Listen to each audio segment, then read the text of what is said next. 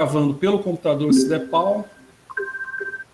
E estou gravando também a conferência como um todo, que também grava o chat. Ela também grava o chat automaticamente. Agora está tudo certinho. Beleza. Isso aí, vamos que vamos. Como é que vocês estão achando essa modus operandi aí de fazer essas atividades semanais? Está rolando melhor? Tem umas coisinhas delicadas de horários, períodos. Abre o negócio no mudo, você fica dependente de link, né? Mas eu achei que deve ser uma opção melhor do que a gente fazer 2 provas, 3 provas cabeludas num determinado momento, sabe? Até porque o conteúdo não é acumulativo, né? Então, hoje a gente vai ter inibição enzimática. A atividade de inibição enzimática já está feita. Lembra da semana passada? Semana passada eu fui jogar a atividade para vocês quase meio-dia da quarta-feira. Então, dessa vez eu já fiz a atividade antes, ela só está bloqueada para visualização. Mas ela está programada para ser liberada às 15 horas, ou seja, quando a gente terminar a videoconferência, a atividade é liberada. Tá? E vai ficar até, para que não haja erro, tá? Eu mandei mensagem para vocês, acho que eu não mandei mensagem para vocês ainda da atividade, mas eu vou mandar. É bom eu escrever aqui que é a mensagem da atividade, né? Que é a mensagem da atividade. Ela vai ficar liberada para vocês até meia-noite de sábado, tá? Assim, se você tiver se descabelar, você se descabela, mas pelo menos você curte o domingo.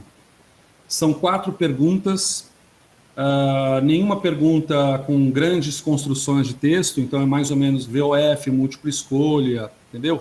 Pergunta rápida para resposta rápida, tá? Um cálculo de inibição enzimática que está sendo pedido, que, aliás, nem sei se é cálculo de inibição enzimática, nem é cálculo. Nem está se pedindo parâmetros, mas é melhor ficar calado também, que também não vai entregar todo o ouro, né? Então, essa atividade ela está programada para que vocês me deem o que eles chamam hoje de devolutiva, né? Adoro falar uma devolutiva. Até meia-noite de sábado. Meia-noite de sábado. Eu tenho quarta, quinta, sexta. E eu programei ela para 60 minutos, não mais para 2 horas. São 4 perguntas, cara. Tem pergunta de múltipla escolha. Eu vi pelo elenco de respostas que vocês me enviaram que o Moodle ele tem um processo de rastreabilidade muito grande, mas muito grande mesmo. O Moodle informa para o professor quando o aluno entrou na prova, quando o aluno entrou naquela questão X, quanto tempo ele ficou naquela questão X, e para bem ou para mal de vocês, ele também informa se alunos entraram ao mesmo tempo, fizeram as mesmas coisas e saíram ao mesmo tempo, viu? Tem isso também. Então, precisa tomar cuidado até em outras disciplinas com isso, dependendo do humor do docente. Ele rastreia bem, ele faz um processo revisional certinho. Professor, tipo, por favor. Atividade, eu levei muito tempo, quase 40 minutos na atividade, então eu acho que... Atividade numérica? Mas tenho, tipo, aquela do gráfico, sabe? Uhum. Para montar o gráfico, até conseguir tirar todos os dados do gráfico, lá que eu mais levei tempo. Não, mas essa está mais branda. É que aquela eu pedi para você calcular um parâmetro, né? Na verdade, acho que eu pedi 2, né? Sim. Não, acho que eu pedi 1, né? Mas aí um depende do outro, aí você tem que calcular os 2 ao mesmo tempo. Mas dessa eu estou pedindo um cálculo, também uma avaliação numérica, mas eu não estou pedindo para calcular parâmetro, tá? Então, o resultado não é propriamente um númerozinho que você tem que achar lá em cima de alguma coisa, tá? Isso é uma coisa legal do Moodle também, ele permite que você, por exemplo, eu faço aqui a conta na calculadora da 0,55, que foi, acho que é a resposta que vocês tiveram, né? Aí eu fico pensando assim, e se o cara calculou no computador dele lá no Excel e deu 0,6 porque é redondo, aí o Moodle vai considerar errado? Porque é isso que o Moodle faz com a grafia, né? Se eu estou pedindo uma resposta curta para você e você erra na grafia da resposta, o computador fala, esse cara errou. Quando na realidade é um C cedilha, é um acento, uma coisinha assim, uma letra maiúscula, algo assim. Na numérica não, na numérica ele permite você colocar um intervalo. Eu achei isso interessante. Como que vocês acessam depois essas respostas? Vocês chegaram lá na segunda-feira, por exemplo, e aí acessaram pelo Moodle ou o Moodle informa, as respostas estão liberadas?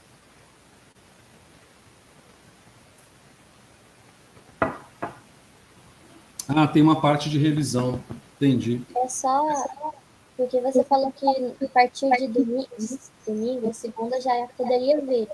Aí não teve nenhuma mensagem. Eu entrei e tinha uma parte lá de revisão. Ah, tá. Aí você entra e você vê as respostas, né? É. Isso é Sim. uma coisa legal, apesar de ser meio doido esse mundo, porque permite que o professor coloque nas alternativas erradas, nas coisas que estão erradas, o porquê que está errado. Que aí é o timing do aluno de entrar e ver o que ele cometeu de erro e por que ele cometeu de erro, né? Muitas vezes, para o aluno, para saber o que ele cometeu de erro numa prova, ele tem que enfrentar uma fila de outros colegas, esperar a vez dele. Isso quando o professor oferece a chance de discussão em sala de uma avaliação, né? Então, tem esse pressuposto.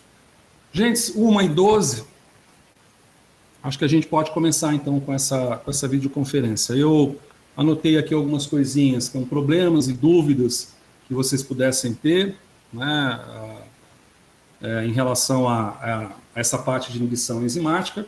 A gente vai fazer exercício, vou comentar alguma coisa, né, dando continuidade, alguma coisa sobre esse processo de inibição, a importância desse negócio de inibição, e a gente vai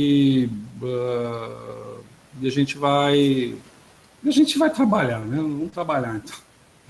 Eu vou, nesse momento, pegar minha pranchetinha digitalizadora. Beleza, então tá aqui. Agora vamos ver se... Oi? Mas não tem possibilidade de aumentar pelo menos para 1h30 para fazer a prova? Porque eu acho que ainda está pouco tempo. Não é pouco tempo. A forma com que as perguntas foram colocadas dessa vez, você não vai precisar fazer um grande cálculo, como eu disse, para colocar um parâmetro. Nem, inclusive, você vai precisar aplicar uma equação específica, tá? É uma coisa... E a videoconferência vai ajudar bastante nesse processo. Imagina. Obrigada. Imagina. Sempre, vocês podem me interromper a hora que vocês quiserem, tá? Até porque a minha mediunidade não é desenvolvida para saber que dúvida que você vai ter se você não se manifestar. E a minha miopia avançada, ela é um pouco difícil, mas às vezes eu olho o chat aqui e confiro se tem alguma informação para quem não quer se manifestar verbalmente, tá? Então vamos lá. Então, a partir desse momento, rezemos com amor e confiança para compartilhar a tela inteira. Olha que legal, tem essa versão agora, acho que mudou um pouco o layout. Tela inteira, permitir. Espero que vocês estejam vendo, então, tem alguém pedindo o quê aqui? Ah, tá. Beleza, tá certo. Então está todo mundo presente aqui, 19. É uma pena, a gente tem 39 matriculados, dos 39 matriculados tem uns 4 que não vêm mesmo, né, o que dá aí uns 35, e nós estamos com 19 pessoas presentes em sala de aula hoje. Mas, tudo bem, vamos que vamos, tá? Então, deixa eu ver por onde que eu vou começar. Vou começar por aqui. Vocês devem estar enxergando aqui mais ou menos, né?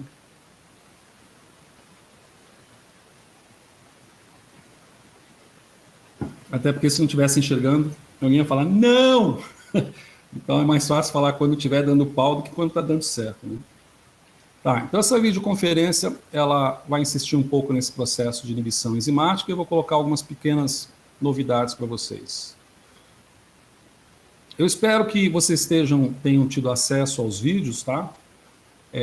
São vídeos, eu comentei com vocês na videoconferência passada, que eu ia reduzir o tamanho desses vídeos e aumentar o seu número, né? Então agora para carboidrato, eu estou preparando, vão ser acho que 10 vídeos, de 10 minutos ou menos cada vídeo, entendeu? Dá um pouco mais trabalho até para quem está preparando o material para o processo de edição e tal, no mecanismo, ok?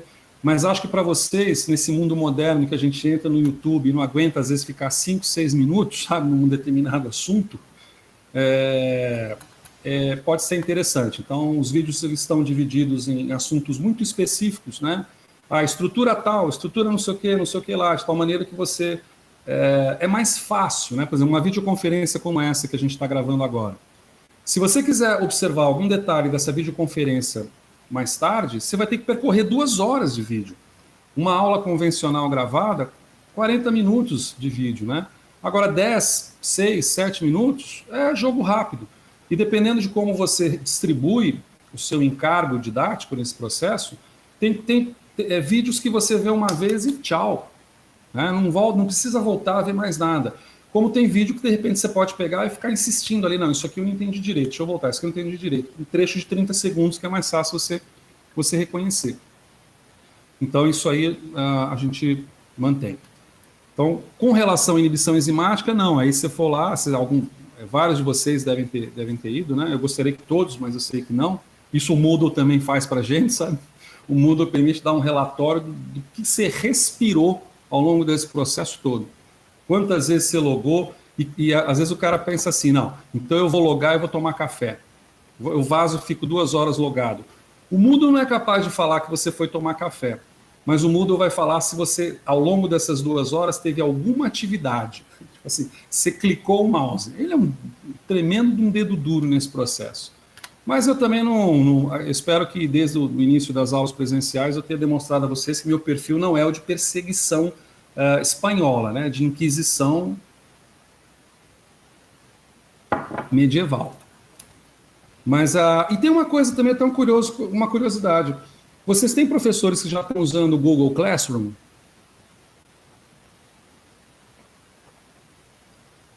Sim. O Google, sim, né? Então, o Google Classroom é uma alternativa que eu cheguei a cogitar que nós poderíamos usar também.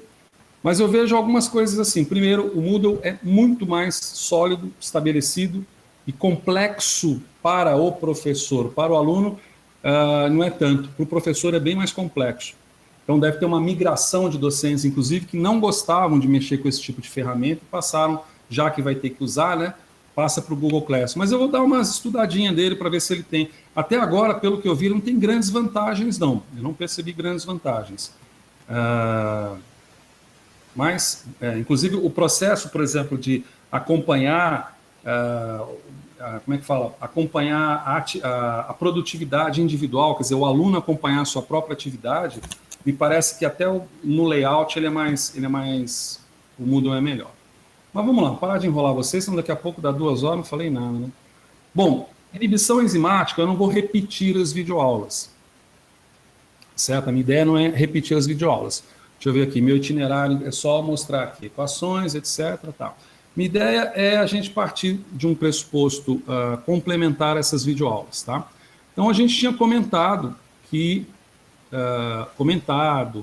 insistido, rezado, proferido, etc., que aqui você tem um modelo bem tradicional, né, que você pega em qualquer livro de graduação, que é um modelo que mostra, um modelo reacional, que mostra que uma enzima, ela não possui, a gente fez desse jeito, né, mais ou menos assim, né, CACAT, uma enzima ela não possui propriamente uma reação de primeira ordem global, segunda ordem, pseudo-segunda ordem, ela possui uma mistura, e essa mistura depende da quantidade do regime de reagente que está sendo disponibilizado. Então, ela pode adquirir ordem 0, ela pode adquirir primeira ordem, uma ordem intermediária.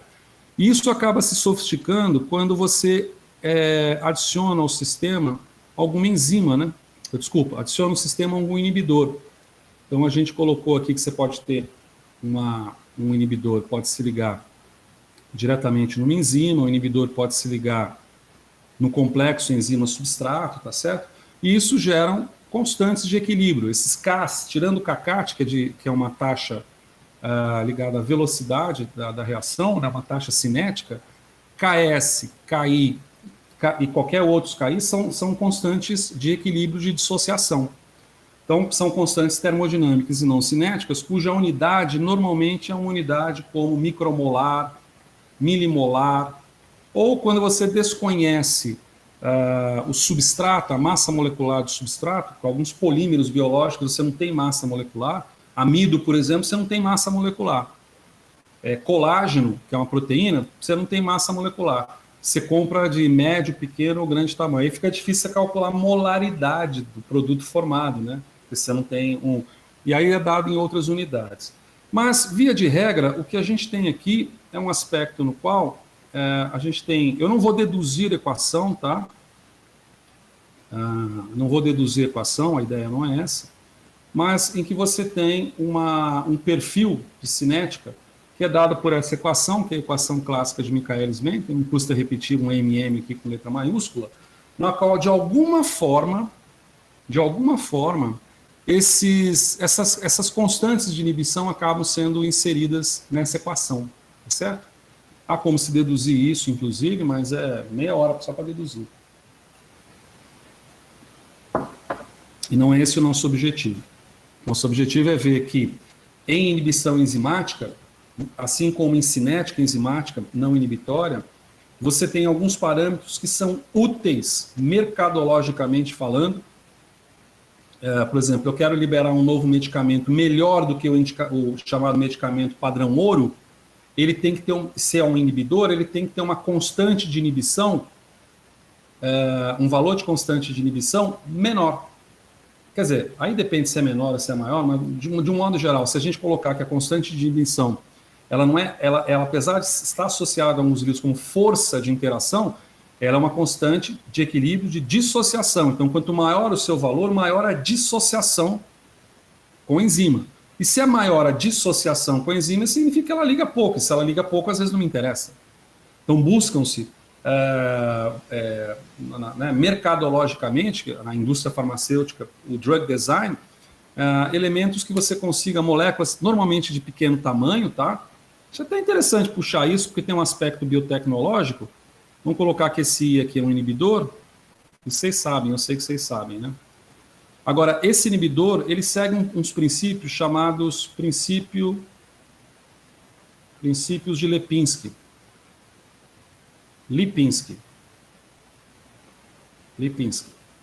Que são princípios interessantes, ó. Um inibidor para isso é do ponto de vista biotecnológico, tá? Você vai desenvolver alguma coisa para inibir o SARS-CoV-2 ou as chamadas inibidores de proteases, né? Hoje eles estão falando bastante desses inibidores eu não esqueço dessa sigla, TMPRSS2, se não me engano, que é uma das proteases relacionadas à internalização do material genético viral. Quando se desenvolve um inibidor, você tende a seguir esses princípios aqui. Um princípio é o seguinte, que a massa molecular dele, isso aqui na Michaelis-Menten, isso aqui é a massa molecular, tem que ser em torno de 500 unidades de massa atômica, né, ou Daltons relativos ao átomo de hidrogênio, depende de como você classifica isso. Tá? Então tem que ser moléculas pequenininhas. Se a gente parar para pensar, um aminoácido médio tem aí 110, um açúcar médio tem uns 130. Então 500 é alguma coisa que se espera, então não é igual, né? Não pode ser igual aqui, é inigual. Agora esqueci. Tá? Ele tem que ser menor ou igual a 500 unidades de massa, então ele tem que ser pequeno. Uma outra regra de Lipinski, acho que eu não vou lembrar de todas, que eu não preparei isso, uma outra regra de Lipinski é que ele tem que ser pouco lipofílico. Tá? Por que ele tem que ser pouco lipofílico? Porque se ele for lipofílico, ou seja, se ele tiver uma interação com estruturas de ácidos, vamos ver, com lipídios de um modo geral, como a membrana biológica, vocês viram isso em biologia celular lá no primeiro período, como a membrana biológica é lipídica, há a possibilidade desse inibidor ou desse composto interagir com a membrana celular e propiciar um escarcéu de coisas não desejadas, sabe? Não desejáveis na membrana. E a outra situação é a seguinte, se ele for muito lipofílico, ele pode interagir com cernes proteicos, ou seja, com núcleo proteico, através de fendas abertas. Isso pode alterar conformacionalmente proteínas de um modo inespecífico. Então você está desenvolvendo um composto inibidor para a enzima A, e você acaba inibindo a A, B, a C, e até alterando algumas outras respostas biológicas. Uma outra regra que eles falam é que ele tem que ter poucas, vou tentar fazer minha letra melhor aqui, ó. Poucas ligações de hidrogênio. Nossa, mas isso ficou... eu já sei porque está ficando tão ruim. Bom, primeiro porque eu sou ruim mesmo, segundo porque a tábua está aqui em cima, eu tenho que colocar a tábua um pouco mais embaixo. Ligações de hidrogênio, ó, melhorou meu hidrogênio, tá? Então eles falam alguma coisa assim, essas ligações, elas teriam que ser maiores do que 5 e menores do que 10 aproximadamente, tá? Você não pode ter um composto que forme muito ligações de hidrogênio, porque ele pode também se interagir com solvente, que é a água, e com isso tornar mais difícil aumentar a barreira de energia de ativação para que você dessolvate aquele composto e ele possa interagir com a enzima. Tá? Tem outras regrinhas aqui que estão relacionadas. Tá? Essa lipofilicidade, por exemplo, ela está muito relacionada ao coeficiente de partição da molécula que está sendo desenvolvida. Seja como for, o que interessa é que você tem um composto lá, você desenvolveu o composto, você jogou numa enzima, a enzima foi inibida. Pois bem, essa enzima pode ser inibida em 3 grandes modelos principais de lisina, que eu coloquei para vocês ao longo da semana,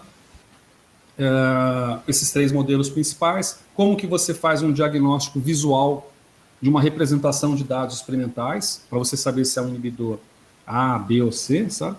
E como que você faz, eu não coloquei como que se faz o cálculo do KI, e acho que não é o objetivo, pelo menos, para o nosso momento agora, porque senão pode confundir um pouco mais, mas da onde que vem essa constante de inibição, né? E o que ela representa, o que ela pode te informar? Bom, primeira coisa, eu vou colocar na forma de um exercício, eu falei que exercício a gente ia colocar assim, né? Uma outra cor, vou colocar aqui o exercício 1, ó. Qual inibidor, vou colocar assim, parece melhor? Desculpa, o enunciado não é um enunciado de avaliação, então eu tenho a licença poética de poder colocar isso daqui de uma forma mais retórica, tá? Qual inibidor parece melhor? Ou seja, é o competitivo? Vamos lá, competitivo? É o não competitivo? É o incompetitivo? Às vezes você vai na internet, você pega alguns livros, e esse incompetitivo, ele é também chamado de acompetitivo, tá? Principalmente em livros mais antigos, acompetitivo. É a mesma coisa, no final é a mesma coisa. Então, qual inibidor parece melhor? Um inibidor, se você tem uma droga, ou você tem um produto natural, e esse produto natural se mostrou inibir a sua enzima de interesse numa bancada lá, ligada ao SARS-CoV, vamos utilizar o exemplo, né? Ligada a uma determinada protease. E, de repente, você descobre que ele é não competitivo. Ou você descobre que ele é competitivo. Ou você descobre que ele é incompetitivo. Inclusive, esses 3 modelos principais, você pode ter certeza que você abre um leque disso por mais ou menos uns 12 modelos, para você ter uma ideia. A sofisticação, o raciocínio, o formalismo matemático que envolve isso, ele está embebido de equações diferenciais ordinárias para resolver esses 12 modelos. Mas os livros basicamente se prendem a 3 porque eles focam em algo que seja mais objetivo, né? Às vezes não me interessa, como por exemplo, dono de uma empresa, de uma indústria, que vou produzir um composto, saber que o modelo de inibição é um modelo plus, delta, não sei o que, de sofisticação, que na verdade acaba sendo um subcapítulo desses modelos principais, ou um pouco ligeiramente diferente dos modelos principais. Continuamos com a pergunta, qual inibidor parece melhor? Será que você tem sorte se você descobrir que o seu inibidor de protease da SARS-CoV-2 foi competitivo, foi não competitivo, foi incompetitivo? Para isso você analisa, vou colocar em azul só para ficar colorido, você analisa qual que é a particularidade do processo, né? Essas pausas de chazinho. Qual que é a particularidade do processo, ou seja, o que cada um representa, não é isso? Como eu disse, eu não vou dar aulas, nós vamos retomar informações que foram alocadas ao longo da semana. Então, o modelo competitivo é um modelo que compete. Compete o quê? É um inibidor em que você tem lá o sítio ativo aqui, aí você tem um inibidor que encaixa aqui, tchum, e você tem um substrato que encaixa aqui, tchum. Né? Então, esse, em poucas palavras, é um modelo competitivo de inibição. É aquele no qual o sítio catalítico da enzima ele pode interagir tanto com o substrato quanto com o inibidor. Ponto final. O não competitivo não atua no sítio catalítico, só atua em outro canto, em outra parte da enzima, qualquer que seja. Por exemplo, às vezes aquele inibidor ele atua porque ele se liga a uma arginina positivamente carregada na superfície, especificamente numa fenda, e ele tem um carboxilato para fazer isso. Então você tem uma interação eletrostática entre, isso é muito comum, inclusive, uma interação eletrostática que facilita a sua absorção. Já no sítio ativo da enzima, você tem resíduos de aminoácidos ali, lembrando que resíduo não é resto, né?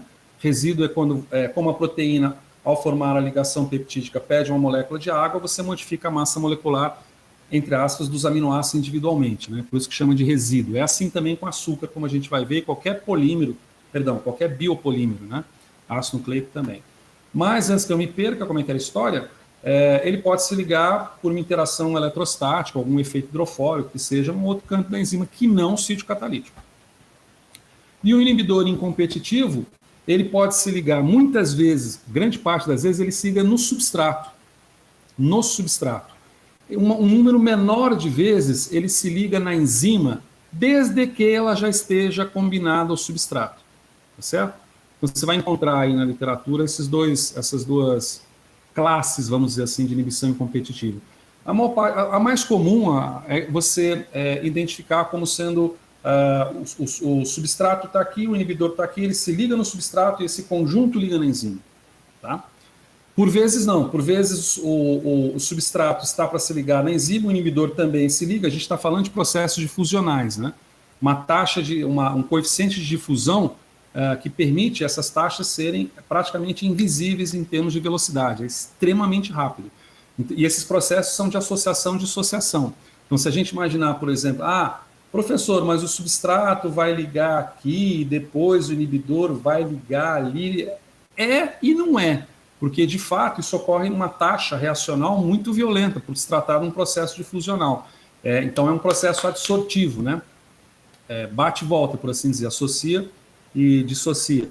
Então, por vezes, você pode ter um processo inibitório no qual o substrato está se ligando, seria, né? Ele se liga na enzima e, de repente, o inibidor, no sítio ativo, o inibidor se liga no outro canto, quase simultaneamente, bloqueia a ação. Tá bem? Então, você tem esses modelos. Não podemos demorar muito nessas perguntinhas também, porque tem muita coisa para mostrar ainda. Então, o que você tem que analisar é o seguinte. Bom, se o seu inibidor for competitivo, o que você sabe é o seguinte, é que esse inibidor tem uma estrutura muito parecida com a do substrato. E isso é legal. Tão legal que, se a gente observar a história da farmacopeia industrial desde os 1900 e bolinha, principalmente na Europa, os inibidores são maciçamente de natureza, os primeiros, e até hoje também, são maciçamente de natureza competitiva. Por quê? Porque, como industriário, é mais fácil eu olhar uma molécula que é o substrato e falar, eu tenho que fazer uma coisa parecida com isso aqui. Só que aqui eu vou colocar um cloreto, por exemplo. Aqui eu coloco um cloreto, mantenho a estrutura do substrato, fica ligeiramente diferente do substrato, vamos dizer, sei lá como é que eu vou fazer com as mãos aqui agora, né? Mas fica ligeiramente, só que eu coloco ali um boro, eu coloco ali um grupo substituinte que vai alterar a afinidade do sítio ativo, mas vai permitir com que ele se ligue lá. Então, é mais fácil você fabricar uma substância dessa natureza. Então, o modelo competitivo é o modelo mais comum. Tá? Esses remédios que você tem na sua prateleira, salvo aqueles remédios de última geração, que eu espero que você não tenha na prateleira, porque se você tiver na prateleira remédios de última geração, é porque você também tem um problema de última geração. Né? Mas esses remédios antitérmicos, analgésicos, hipoglicemiantes, hipocolesterolemia, baixar o colesterol do sangue, né? Hipocolesterolêmicos e tantos outros, eles são de natureza mais competitiva. Que surgiram, inclusive, antihipertensivo para baixar a pressão arterial, eles são de natureza mais competitiva, que é mais fácil.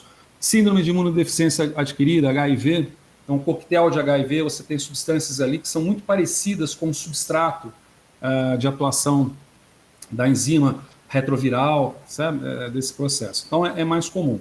Então, assim, é interessante, então, que você tenha, se você descobrir experimentalmente que seu inibidor tem natureza competitiva, isso é legal. Isso não é ruim. Se for não competitiva, bom, se for não competitiva, significa que ele se liga fora do sítio ativo. Se ele se liga fora do sítio ativo, ele se liga... Aí vem aquela pergunta. Ele se liga aonde? Porque o grande problema é que ele possa se ligar, esse aonde, seja inespecífico. Tá? Então, se você tem... isso a gente vê no laboratório, cara.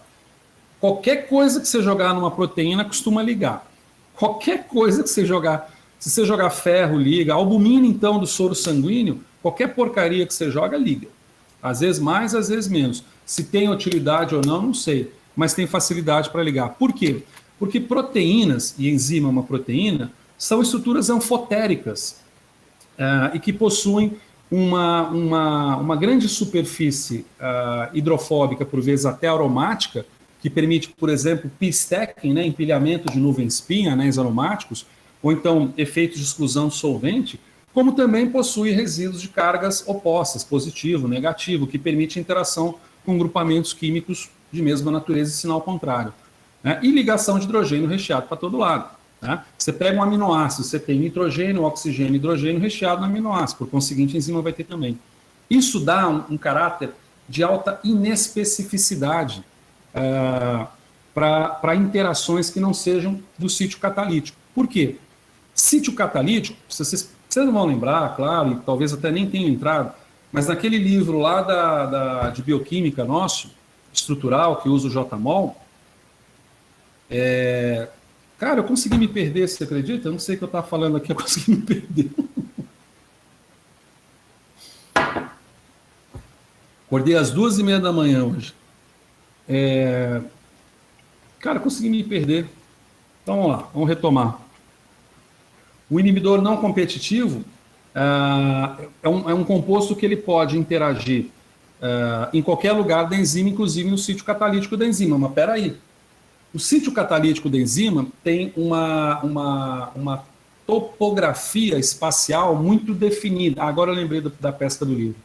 A gente estudou lá a lisozima. A lisozima tem no sítio ativo um glutamato e um aspartato. Só que se você pegar glutamato e aspartato e jogar no tubo de ensaio, não vai reagir igual a lisozima. Ele tem que estar numa posição, uma distância e uma inclinação geométrica muito bem descrita para que seja reativo junto ao seu substrato. Tá? É um derivado de um polissacarídeo lá de bactéria, por exemplo. Então, nesse sentido, o posicionamento topográfico do sítio catalítico exige que a interação ali seja muito precisa. Agora, você ligar uma porcaria qualquer por fora da enzima é mais fácil. Isso confere aos não competitivos um aspecto de inespecificidade. Exemplo, quer ver um exemplo bem comum? Cádmio, chumbo, tá? São elementos que inibem ações enzimáticas, mas se ligam em qualquer lugar. Inclusive, a ligação, principalmente com chumbo, por vezes, ela chega a ter um grau, tem uma briga na literatura, mas ela chega a ter um grau de força covalente. 120, 130 kJ por mol, sabe? Chega a uma força covalente. Inclusive, uma das associações que você já deve ter visto por aí, nem que seja numa revista super interessante ou no Globo Repórter, diz que metais pesados se acumulam no meio ambiente porque eles se acumulam nos organismos vivos e são passados, né? Tem umas polêmicas também em cima disso, mas a base é que a bioacumulação é mais fácil, uma vez que se eu ingerir uma planta que tinha um metal pesado, que ela incorporou esse metal pesado vai ficar nas proteínas dela, e eu vou comer aquela proteína dela lá. Então eu vou pegar esse metal pesado para mim, tá certo? E outras substâncias que, porventura, também toxígenas que podem se ligar. Então, o inibidor não competitivo, eu exemplifiquei para vocês em slide, existem sucessos mercadológicos de inibidores não competitivos. Por exemplo, para problemas neurológicos, para câncer. Pô, câncer, então, se você quiser chutar alguma coisa, para que serve? Que inibidor ele pode agir aonde? Você fala, age em câncer. Porque para câncer você tem todos os modelos bastante conhecidos. Mas, ironia à parte, você tem sucessos mercadológicos, mas a despeito disso, eles podem exibir um grau de inespecificidade não desejada. E é mais fácil você obter isso, tá? Bem mais fácil você obter isso. Então, se a pergunta ainda eu espero terminá-la nos próximos 2 minutos, qual inibidor parece melhor? Por enquanto é o competitivo. O não competitivo pode dar sorte, tá? Você pode ter uma fenda numa proteína, numa enzima, né? Uma fenda numa enzima, lá nas costas do sítio catalítico dela, mas uma fenda com uma topografia, uma topologia tridimensional nos moldes do sítio catalítico, ou seja, algo que permite que algo se ligue lá com especificidade. Feita essa ligação, por mudanças conformacionais, porque proteína, você imaginar, vamos imaginar uma proteína de estrutura terciária.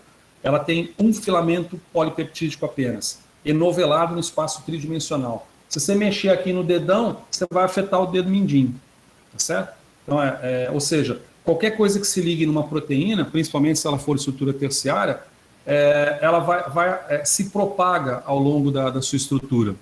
Lembra daquela frase? O ruflar de asas de uma borboleta em Tóquio altera a pluviosidade em Nova York? É mesmo mais ou menos isso, teoria do caos aplicada à proteína. Tá? E o incompetitivo? O incompetitivo, ele se liga no substrato. Na grande maioria das vezes ele se liga no substrato. E ao ligar-se no substrato, esse conjunto se liga no sítio ativo e isso pode bloquear o sítio ativo. Tá? Então vamos estudar esse caso específico. Bom, isso é legal também, né? Vamos pensar assim, é legal. Então se o inibidor se liga no substrato, ele se liga no sítio ativo, ligando-se no sítio ativo, a especificidade estrutural. Beleza, a especificidade estrutural. Ótimo. Então, ele parece interessante. Mas, nesse sentido, qual que é mais interessante, o competitivo ou o incompetitivo, né? Então, o incompetitivo, vamos colocar aqui que o inibidor e o substrato, eles interagem no sítio ativo. Como eu disse, tem outras formas desse processo, mas vamos colocar essa como um exemplo clássico, tá? O inibidor e o substrato, eles interagem no sítio ativo. Então, a especificidade, se é maior ou menor do que o competitivo, não está em julgamento, mas há uma especificidade. Mas aí vem uma separação. O inibidor, falei que é para terminar em 2 minutos, né? Não vou não, terminar mais um. O inibidor competitivo é uma droga que você vai jogando. A droga continua lá, vai inibir a enzima. Só que, por vezes, você precisa de um caminhão de droga para fazer funcionar aquele efeito, né? Se a gente fizer aqui uma... Não vou fazer aqui, não. Ou seja, o inibidor competitivo é uma substância que ele vai atuar no sítio catalítico impedindo a enzima de trabalhar, né? Por processos adsortivos. Então, se eu tenho 10 moléculas de substrato, eu coloco 1000 de inibidor, eu garanto que o inibidor vai inibir. Só que ele vai inibir, vamos dizer que você tenha 10 enzimas, né? 10 enzimas e 10 substratos, chutando. Se você tem 1000 inibidores, moléculas, 10 vão ser necessários para inibir. E os outros 990 vão fazer o quê? E aí que vem o lance. Os outros 990 são os responsáveis pelos chamados efeitos colaterais negativos. Você pode ter efeito colateral positivo, né? Eu coloquei isso, inclusive, eu acho que eu coloquei nas videoaulas dessa semana. O Viagra é um inibidor que, na verdade, teve um efeito colateral positivo. Ele foi concebido, o sildenafil, como antihipertensivo, para reduzir a pressão arterial. E todos sabemos qual foi o efeito que fez a empresa crescer bastante, né? É um efeito colateral positivo. Só que essas 990 moléculas restantes podem se ligar de forma inespecífica também em outras regiões de proteínas, em outras proteínas, na própria enzima ou em outras enzimas parecidas, né? E isso pode causar problemas. Então, o excesso de um inibidor competitivo, leia-se um medicamento, uma aspirina, uma dipirona, um anti não sei das quantas, inclusive antimicrobiano até, pode causar um efeito deletério, uma vez que aquele excesso vai se ligar em alguma coisa. E o inibidor incompetitivo? O inibidor incompetitivo, ele tem a seguinte característica. Vamos dizer que o inibidor seja isso daqui, tá? E vamos dizer que o substrato seja esse daqui. Isso aqui se liga na proteína. Tá? Isso aqui se liga na enzima. Então, veja, o inibidor não está se ligando na enzima. O inibidor está se ligando no substrato. Então, olha que legal. Se o substrato, o excesso dele, que é o causador do meu problema, o inibidor vai se ligar nesse substrato e não na enzima. Então, ele não tem a natureza química, vamos dizer assim, conformacional, que permita interagir com a enzima. Ele vai interagir com o substrato. Então, ele vai pegar o que se chama de mal pela raiz. Esse é um grande sucesso dos inibidores incompetitivos. Então, o inibidor incompetitivo, mercadológico e farmacologicamente, ele é um sucesso muito grande. Ele não é um sucesso muito grande na natureza. acho que existem 2 ou 3 exemplos que os livros retratam, não de graduação, inclusive, de inibidores incompetitivos na natureza, tá? Porque na natureza, cara, é o seguinte, eu pego um tubo de ensaio e jogo uma droga lá, é uma coisa. Agora, eu jogo essa droga dentro de mim, eu tenho todo um processo metabólico que ocorre ali, que vai tentar responder àquela droga, principalmente se aquela droga nunca foi identificada pelo corpo, né? Não é propriamente a produção de anticorpos que eu quero dizer contra a droga, mas são respostas inflamatórias, etc. Dito isto, olha o meu gengibre aqui. Dito isto, a gente pode colocar que o inibidor que parece melhor é um incompetitivo.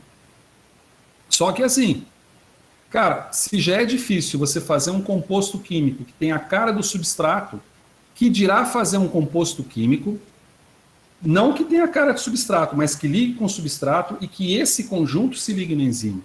Então é mais raro a gente observar esses sucessos de mercado, porque é muito mais difícil em drug design você elaborar estruturas dessa natureza. Tá bem? Pergunta feita. Muito bem. Dando continuidade, como que a gente sai agora, então, dessas... Como que você está diante lá, você descobriu lá. Está lá a atividade que eu propus para vocês aí depois das 3 horas. De repente você descobriu lá que se trata do inibidor... não vou falar que é atividade, senão você vai entender que é a atividade que eu vou dar para você calcular constante. Não é para calcular constante, não vai precisar calcular constante nenhum, tá? Você descobre que ele é de natureza competitiva. Tá? Vamos lá, descobri que a natureza é competitiva. Não, legal, beleza, agora eu posso tentar inibir.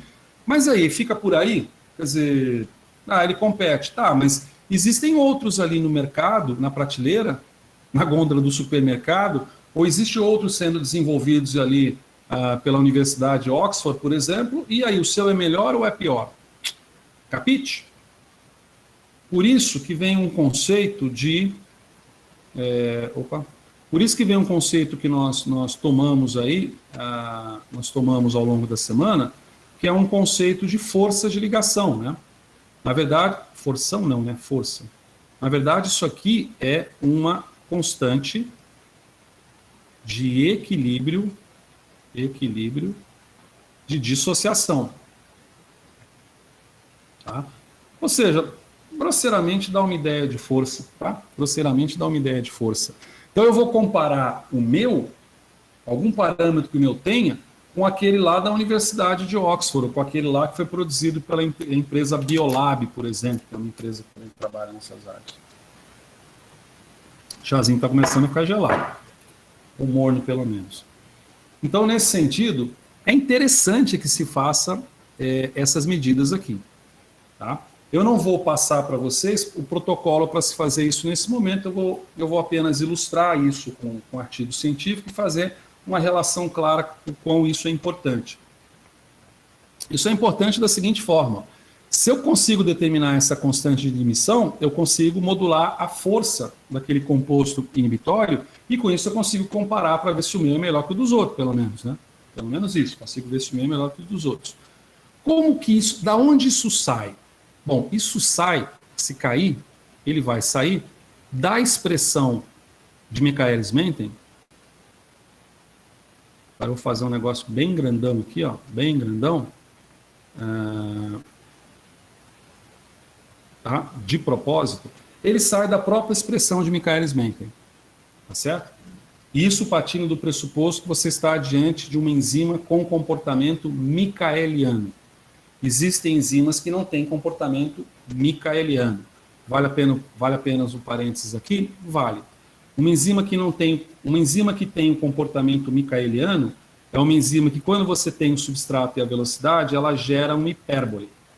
Tá? Então, isso aqui é um comportamento michaeliano.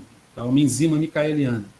Se a enzima não tiver o comportamento micaeliano, eu sinto informar aos senhores e senhoras, grande parte das enzimas metabólicas que nós temos seguem esse tipo de regime, ela não vai seguir uma hipérbole, ela normalmente segue uma sigmoide. Então, isso aqui é um comportamento não micaeliano. a gente vai ver isso em metabolismo, tá? Por que uma enzima se comporta desse jeito? Por que eu tenho que dar uma determinada quantidade de substrato aqui embaixo, para a enzima poder começar a trabalhar? Então, isso tem um aspecto metabólico importante de regulação. Mas, para todas as outras, existem Mastercard. Para as enzimas de comportamento micaeliano, você tem um determinado fator aqui, que eu vou chamar de alfa, e um determinado fator aqui que eu vou chamar de beta, e que contém a informação da constante de inibição, tá certo? Contém informação da constante de inibição. A grosso modo, eu vou colocar da seguinte forma, olha. Alfa, aliás, eu posso colocar de qualquer jeito aqui. Alfa. Aliás, eu posso colocar como alfa igual a beta? Não, não vou colocar como alfa igual a beta, não. Vou colocar assim, ó. Deixa eu ver como é que eu posso colocar aqui, de forma que você consiga entender. Já sei. Vamos voltar ali na nossa explicaçãozinha, que fica melhor, ó. Aqui nessa explicaçãozinha. Aliás, explicaçãozinha não, no modelo, né, de inibição. Aqui eu tenho um modelo caracteristicamente competitivo. E aqui eu tenho um modelo, olha lá, um inibidor se ligando, né, ao complexo, né, aqui a representação fica mais pedagógica desse jeito, mas o inibidor se ligando a um complexo já formado. Então aqui eu tenho uma característica incompetitiva. Inibidor incompetitivo.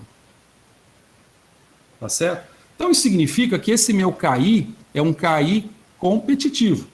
E que esse meu KI aqui é um KI incompetitivo. No inglês seria, eles escrevem KIU, de uncompetitive. Vamos colocar KII de incompetitivo, né?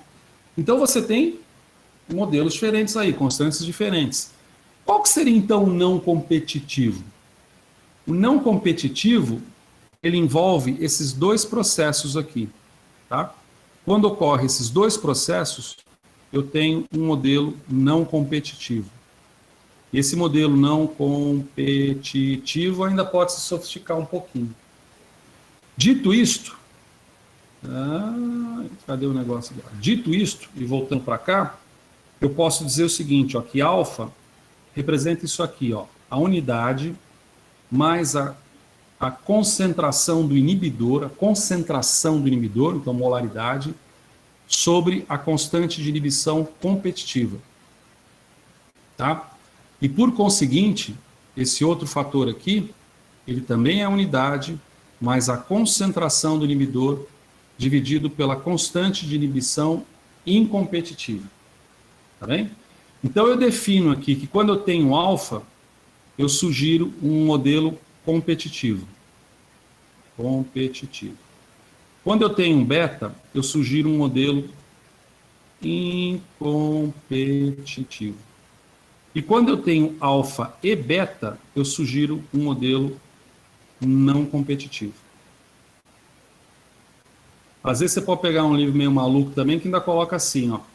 Quando o modelo for não competitivo, ele pode ser puro, e se ele for puro, alfa igual a beta, ou ele pode ser misto. E se ele for misto, alfa é diferente de beta.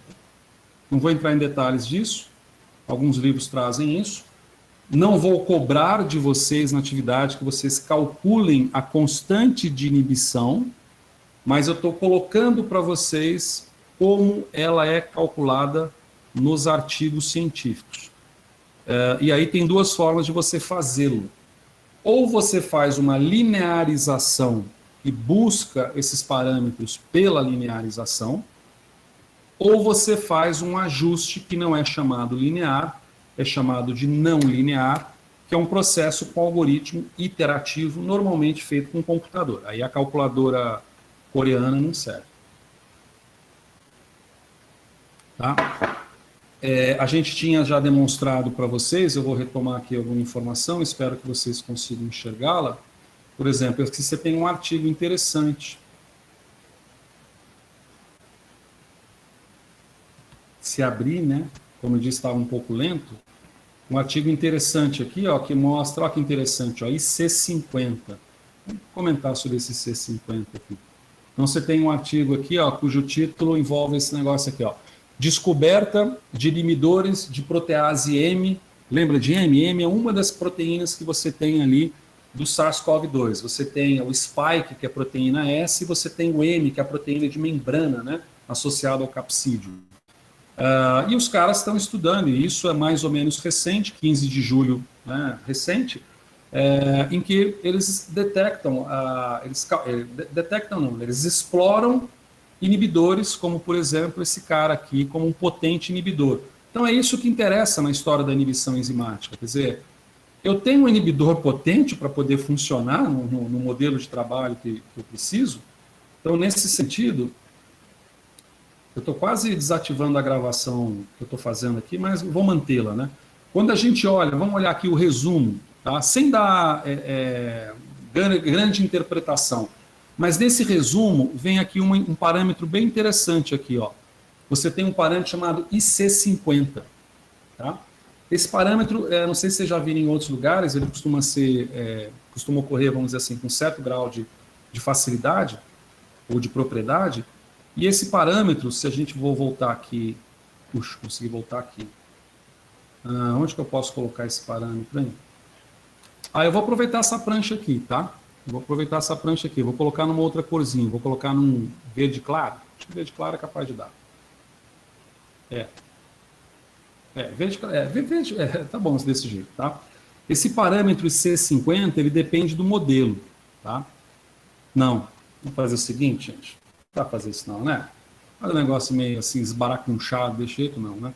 Vou fazer o seguinte, eu vou salvar esse babado aqui e vou abrir um branquinho. Aí, ó. Quer dizer, branquinho não, né? Verdinho. É melhor assim, né? E vou salvar esse negócio antes que eu me perca, como sendo VVC2. Tá? Ok. E aí a gente já tem a definição. Então, o que representa esse C50 que a gente vê na literatura? Basicamente, isso aqui vai ser a concentração de inibidor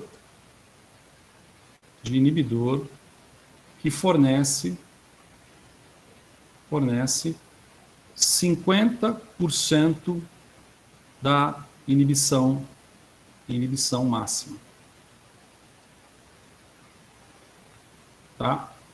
Então, o que a gente está falando? A gente está falando o seguinte, ó, tem várias formas de você pegar isso, né, na literatura. Em vez do cara colocar aqui velocidade e aqui substrato, ele não coloca a velocidade do substrato. Então, eu coloquei só para ilustrar para você. Em vez de substrato, ele coloca o inibidor. Tá? Isso é uma das formas de fazer. Em vez de colocar velocidade, ele coloca o percentual de inibição. Se a gente está falando de inibição máxima, cara, é o máximo. Então, vamos partir que a inibição seja total. Nem sempre é assim. Quer dizer, o máximo é 70%, a enzima continua trabalhando. Mas, para facilitar, vamos representar que essa inibição seja 100% aqui. E aí eu vou ter o seguinte, eu tenho aliás, desculpa, não é para o percentual de inibição, né? Isso aqui é o percentual da atividade. Não da inibição. Então, quando eu não tenho inibidor nenhum, a enzima está trabalhando para caramba. Vou até mudar de cor, ficar mais bonitinho. A enzima está trabalhando para caramba. Aí eu vou aumentando o inibidor, aí a enzima começa a trabalhar menos. Aí chega uma hora que eu aumento bastante o inibidor e a enzima simplesmente não trabalha mais. E de repente você chegou aqui num 0%, né? Partindo do pressuposto que a gente tem as situações ideais, né? Nesse sentido, se eu pegar 50% aqui, ó, de inibição e traçar para cá, traçar para cá, eu vou obter a meu famoso IC50. Concentração inibitória a 50%. Certo? E é isso que o cara coloca lá no seu... Cadê? Aqui, ó. E é dessa forma que ele estabelece uma determinada concentração. Por vezes, a concentração inibitória mínima, ela é mais, vamos dizer assim, não é precisa que a constante de inibição, tá? Ela não é mais precisa que a constante de inibição. Inclusive, essas informações, elas são entrelaçadas. Vou até exemplificar como que isso é entrelaçado.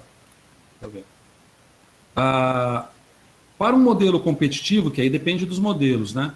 Se o modelo for um modelo competitivo, se o modelo for um modelo competitivo, o IC50 de um modelo competitivo, ele nada mais será do que a constante de inibição que multiplica 1 mais S, portanto, concentração de substrato, sobre Km. Tá? Então, isso para o modelo competitivo. Aí muda. Para o modelo não competitivo, a historiazinha muda. Para o incompetitivo, a historiazinha muda. Mas o que eu quero chamar a atenção é o seguinte. Você consegue com um pegar outro. Você faz a enzima na ausência de inibidor. Você pega os parâmetros lá de velocidade de constante Km, beleza. Aí você joga o inibidor, faz outras medidas. Você tem, vou colocar aqui em azul, você tem uma correspondência tanto da constante do inibidor, da constante de dissociação, né? Constante de equilíbrio de dissociação do inibidor, para o IC50. Agora, vamos lá. O que você acha que é mais prático? Eu falar assim, a constante de inibição, ou seja, a constante de equilíbrio de dissociação da inibição é de 20 nanomol por litro. O que isso significa em termos práticos? Agora, quando eu falo, a concentração inibitória a 50%, IC50, é 20 nanomolar. Então eu sei que se eu usar 20 nanomolar, eu vou chegar a 50% da inibição da minha enzima. Então não precisa fazer coisa muito mirabolante na cabeça, em termos da potência daquele material inibitório. Entendeu? Então, com isso, eles costumam fazer esse tipo de tratamento de dados. Então, existem várias formas de se fazer isso. É um artigo compridão, deixa eu ir diretamente no que interessa. Aliás, acho que o que interessa é o que estava lá, né? Vamos lá. Estou chegando. Como vocês estão mudos, eu estou partindo do pressuposto que está todo mundo, uns meio dormindo, uns saíram para tomar suco, outros foram nadar na piscina do própria casa. Mas eu sei que tem fiéis escudeiros ou escudeiras presentes também. Eu acho que sei. Deixa eu ver aqui onde é que estão as figuras. Eu quero chegar na figura. Figurinha é sempre mais legal, né? Tinha uma propaganda antiga do Guaraná Antártica que mostrava aquela plantação toda de Guaraná na Amazônia. Falava daí, a propaganda foi tirada do ar porque ela falava assim, daí que vem o nosso produto. Aí o interlocutor falava assim, pede para a Coca-Cola mostrar de onde vem o deles. Legal, né? Olha que interessante, o cara descobre atividades inibitórias desses inibidores de HIV, que são os mesmos inibidores, está se falando isso muito, né? Que é o chamado reposicionamento de fármacos, algo que já está lá, o pessoal já sabe fazer, já é barato, já tem tecnologia e know-how para fazer. Vamos ver se serve para o Covid, né? Chacoalha a prateleira, vê o que cai de remédio e testa para ver se dá certo. E aqui o cara chega à conclusão que desse coquetel anti-HIV, nenhum exibiu atividade até uma concentração que, pela unidade micromolar, é uma concentração muito alta. Esses inibidores eles devem atingir uma faixa nanomolar, ou seja, 10 a menos 9 para serem efetivos. Na natureza, micromolar está de boa, tá? Mas para uso a partir de drogas sintéticas não é interessante. Então, aqui tem uma representação clássica. Aqui você tem a atividade, tá, no eixo das ordenadas, e no eixo da abscissa você tem o log da concentração do inibidor, né? Porque você fazer só a concentração, às vezes não é interessante. É interessante, uma coisa que eu aprendi com vocês químicos, é fazer as décadas, né? Então você faz as décadas, então é 10, 100, 1000, 10.000. Quando você faz o log, isso se transforma em 1, 2, 3, 4. E aí você tem uma garantia melhor. Então veja que você tem todo esse processo aqui, né, de inibição, o sujeito faz um ajuste por uma curva não linear. Se a gente pegar aqui, mais ou menos, até podia falar, não, tudo bem. Você pega aqui, mais ou menos 50%, vai dar aqui está em log, né? Vai dar um determinado valor de logaritmo aqui embaixo, que você faz o antilogaritmo e aí você chega nesse parâmetro aqui de C50, tá certo? E o KI você pode fazer de outra forma. Então, uma das maneiras de você calcular o KI pode ser por linearização. A gente exemplificou uma linearização famosa, que é o duplo recíproco, lá em Niver-Burke. Existem outras, ela não é a única, mas é a mais publicada na literatura, inclusive até hoje. Esse artigo acho que não tem. Esse artigo até que não tem. Mas aí quando eu não tenho, eu não faço a linearização, o que eu faço? Eu faço ajustes não lineares, né? Eu desenho curvas. As curvas que estão desenhadas aqui não são curvas que o cara chutou num programa como Origin, algum desses programas aí, GraphPad, essas coisas que tem por aí, Excel. Fez um ajuste matemático do modelo em cima dos dados experimentais para ver aonde que o modelo segue, como a regressão linear faz isso, tá? Só que aqui no caso é curva linear.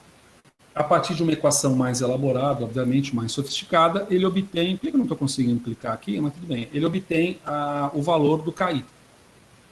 Então você vê que, e esses valores eles podem ser intercambiáveis. Aqui não é um diagnóstico, eu não sei, parece que em algum momento do paper ele menciona aqui, ó, que bem interessante aqui, ó, porcentagem de inibição, né? E aí um gráfico seria o gráfico para você calcular o IC50, só que invertido, né? A inibição, em vez de você medir a atividade descendo, você mede a inibição subindo. Dá na mesma, a correspondência acaba sendo a mesma, tá bem? Tá, então eu vou tirar esse artigo aqui de frente. Mas você pode fazer isso também de forma linear. E os caras fazem isso de forma linear também. Então, por exemplo, você pode pegar um determinado resultado aqui, ó. Deixa eu pegar aqui um determinado resultado. Vou encaixar o resultado. Aqui, ó. Aqui você tem um duplo recíproco, tá vendo? Ó? O recíproco do substrato pelo recíproco da atividade. E aqui, se vocês pegaram os vídeos dessa semana, é característico o jeitão desse gráfico aqui, é característico de um modelo do tipo competitivo, né? Por quê? Porque ele tem um intercepto único. Vale a pena um parêntese sobre isso também, mais do modelo competitivo talvez, que é o seguinte, isso para servir de apoio para você entender outros modelos, né? Modelo competitivo. Como eu disse, o modelo competitivo é um modelo mais, vamos dizer assim, é o arroz com feijão da farmacopeia internacional. Se você se depara com um modelo competitivo, você está satisfeito. Não é o caviar, né? Não é a lagosta ao termidor, que talvez seria um modelo incompetitivo. Mas está de bom tamanho. No modelo competitivo, se a gente fizer uma linearização, vamos colocar aqui em Lineweaver-Burke, na verdade são dois caras, um deles serviu à guerra, inclusive. Primeira guerra, tá? Não a Segunda Guerra, para você ter uma ideia.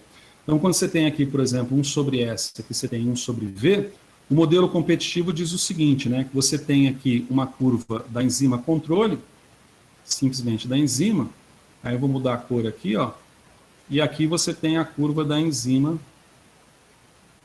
mais o inibidor. Certo? Enzima mais o inibidor. Pois bem, aqui, esse intercepto aqui, está dizendo que isso aqui representa 1 sobre Vm. Tá? Veja que tanto faz para a enzima sozinha ou para o inibidor, a velocidade máxima é a mesma. E isso tem uma relação muito clara, principalmente quando você é professor e ensina isso já há alguns anos, quando você aumenta o substrato e observa a velocidade, isso aqui e observa a velocidade, você vai obter a velocidade, vamos dizer, um perfil de uma enzima assim, e o perfil da enzima na presença do inibidor, se a velocidade é a mesma, tá? Significa que eu preciso chegar num determinado ponto aqui como sendo a mesma velocidade. Então o inibidor, apesar de ele começar assim, ó, ele tende a fazer alguma coisa assim. Por vezes, não apresenta para você o resultado, principalmente o resultado experimental, ele não apresenta para você todo esse leque de concentrações de substratos. Isso é feito por extrapolação. Mas de bater o olho, você já manja que se trata de um inibidor que compete pelo sítio ativo. Por quê? Você tem aqui, ó, o inibidor está competindo com S pelo sítio ativo. Por quê? Porque se eu aumentar bastante a concentração do substrato, uma lei que vocês aprenderam aí em 1900 e bolinha na química, lei de ação de massas, eu desloco, por probabilidade, eu desloco o substrato por ter uma quantidade maior de massa crítica, biomassa que seja, massa, né? De massa do inibidor. Coisa que para o inibidor não competitivo, isso já não acontece. Por quê? Porque o inibidor não competitivo, ele se liga fora do sítio ativo.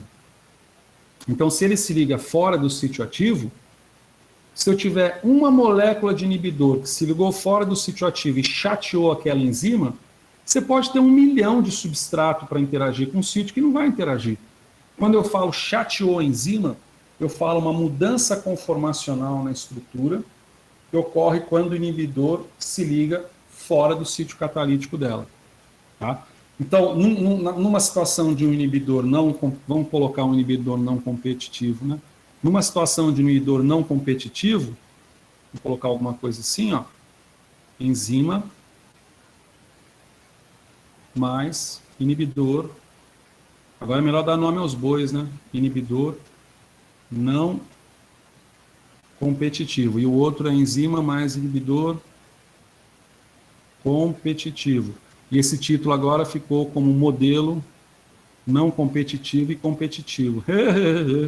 Consegui consertar. Tá? Não competitivo e competitivo.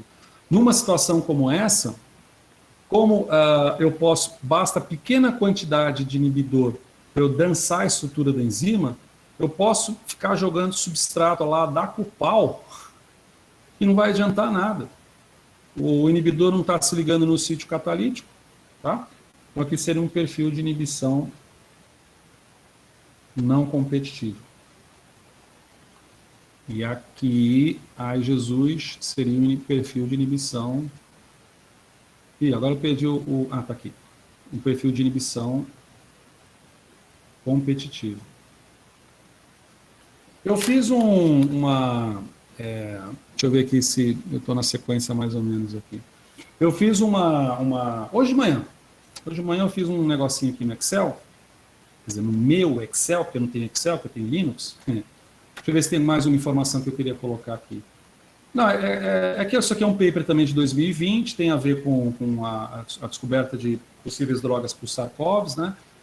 E aí você vê em algum lugar aqui, talvez você dá um Ctrl F, a gente acha, você tem aqui ó, os parâmetros enzimáticos, né? Então você tem, através do gráfico de Lineweaver-Burke, ele pode calcular uma constante de equilíbrio de dissociação do inibidor, ele calculou aqui em 20 micromolar, tá? E aí você tem também a possibilidade de extrapolar isso para IC50, que, como eu disse, é mais prático quando você compara numa tabela possíveis inibidores, tá bem? Certo, manos e manas. Espero que vocês estejam observando isso daqui agora, ó. Eu fiz isso daqui naquele programa que eu uso, que eu gosto muito, porque ele é pequenininho, rápido pra caramba, ele chama Genumeric. Tá escrito aqui, ó. Se alguém quiser, ele é de grátis. Ele é de grátis, tá? Então ele chama Genumeric, tá? E é mais ou menos atual, ó, 2018. E ele serve para Windows, para Linux, para Mac também. Ele é mais ágil para você construir gráficos, sabe? Bem mais ágil que o Excel. E ele permite você exportar para o Excel. Então eu não vou colocar o Genumeric para você, esse modelinho para vocês lá no Moodle, eu vou colocar o Excel, tá? E aqui o modelinho é para você tentar entender também um pouco mais esses aspectos de inibição e o porquê que o duplo recíproco toma a forma que toma, né? Então, aqui ó, a gente tem os parâmetros, os primeiros 3 modelos, né? O competitivo, o não competitivo e o incompetitivo, certo? E você tem os parâmetros. Então, vamos ver como é que a coisa acontece aqui, ó. Vamos dizer que em vez de Km igual a 5, eu tenho um Km igual a fazer isso por ilustração, né? Agora, não, eu tenho que usar a tábua digitalizada. Eu não sei se eu vou usar a tábua, mas eu vou usar o teclado, né? Tá? Então, em vez de colocar 5, vamos colocar aqui 20. Tá? Olha o que acontece nos gráficos. Está lento porque está gravando, né? Como ele está gravando, ele está lento. Mas eu espero que o Google Meet lá com o seu servidor lá na Baixa Califórnia grave melhor do que o meu computadorzinho aqui no fundo. Então veja, eu estou aumentando o KM. Vamos colocar um KMzão violentão aqui, ó, 500. Vamos ver se vai aceitar aqui, ó, 500. Observe o que vai acontecendo com a curva. Você vê essa curva direta. Isso aqui é o gráfico direto. Nada mais do que substrato contrastado à velocidade. E aqui você tem o recíproco do substrato contrastado ao recíproco da velocidade. Então, olha que interessante. Quando você aumenta muito o Km, você passa a não enxergar direito qual é a velocidade máxima da enzima, percebe? Quer dizer, uma enzima que possui um Km muito elevado é uma enzima pouco afim de seu substrato, de certa forma. Ainda que haja aquelas limitações que eu mencionei para você, esse Km não é uma constante de dissociação. Para ela ser uma constante de dissociação, você tem que eliminar a constante catalítica, o K2. Mas a constante catalítica K2, como é um processo que envolve transformações químicas mais do que fenômenos dissociativos e fenômenos adsortivos e difusionais, ela é mais lenta. Ela é mais lenta. Só que aquele lento, né? 10 a menos não sei quantos segundos de lentidão. Agora, se eu coloco, por exemplo, aqui um Km igual a 1, olha só, demora um pouquinho, né? Você vê que rapidamente a enzima já se satura aqui, né? Rapidamente ela já se satura. No modelo competitivo, você vê que não importa como eu mude aqui, ó, eu posso mudar aqui a velocidade máxima, por exemplo, para 50. Aí a única coisa que vai acontecer é que vai cair de 100 para 50, mas o perfil fica mais ou menos o mesmo, né? Pode deixar desse. Vamos deixar em 100, né? Porque 100 é uma coisa legal, porque você consegue associar com o percentual, né? Vamos colocar como sendo 100. Aí você vem aqui no inibidor, ó, no KI. O que você acha que vai acontecer nesse gráfico aqui se eu pegar esse KI agora e colocar esse KI com um valor 10 vezes maior? Aí você brinca com isso daqui, com esse... eu vou disponibilizar, não posso esquecer de disponibilizar, deixa eu escrever aqui que eu tenho que disponibilizar aqui o negócio do genumérico, aqui, senão... Tá? O que acontece se eu mudar? Olha só, pum, eu vou fazer aqui para você ver. Ó. Olha só, a constante KI foi muito grande. Se ela é muito grande, e KI é uma constante de equilíbrio de dissociação, dissocia muito. Se dissocia muito, liga pouco. Se liga pouco, a velocidade máxima se atinge, na verdade você atinge a velocidade praticamente igual ao longo de todo o trajeto, né? E você aproxima muito aqui no gráfico de Lineweaver-Burke. O pessoal fala Lineweaver-Burke, mas o cara não é americano nem inglês, tá? Mas tudo bem, vamos falar também, né? Lineweaver-Burke. Acho que é sueco, um deles é sueco. Você aproxima muito, né, essas retas, a ponto de se tornar muito complexo, às vezes, para você fazer um diagnóstico visual.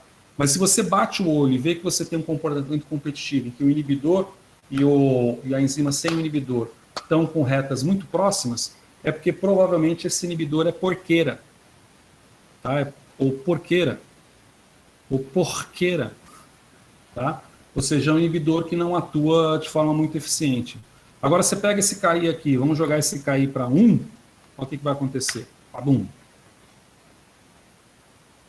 Tá vendo que legal? Você obteve aqui aqui você tem a enzima normal em azul, e aqui em violeta você tem o perfil da enzima na presença do inibidor competitivo. Então veja que na presença do inibidor competitivo, o jeitão do gráfico nem se parece com o competitivo, né? Se você extrapolar um pouco a sua imaginação, você vai tentar enxergar que isso aqui vai tentar lá embaixo chegar na velocidade máxima. Mas de bater o olho assim, isso pode sugerir que você está diante de um inibidor muito potente. E olha o que acontece com um inibidor muito potente. Quer dizer, a distância dessa inclinação é muito grande. Tá? Ele se distancia muito dessa inclinação. Desculpa, se distancia muito da inclinação da enzima sozinha, né? Do que seria a enzima sozinha. Então, se eu colocar aqui um intermediário, só para a gente não... Você tem um valor intermediário, você vê que essas retas estão mais intermediárias aqui no duplo recíproco, né? E aqui você obtém também uma resposta na qual o inibidor está chegando. Se experimentalmente o pesquisador se depara com esse gráfico aqui, feliz dele, porque ele sabe que é competitivo.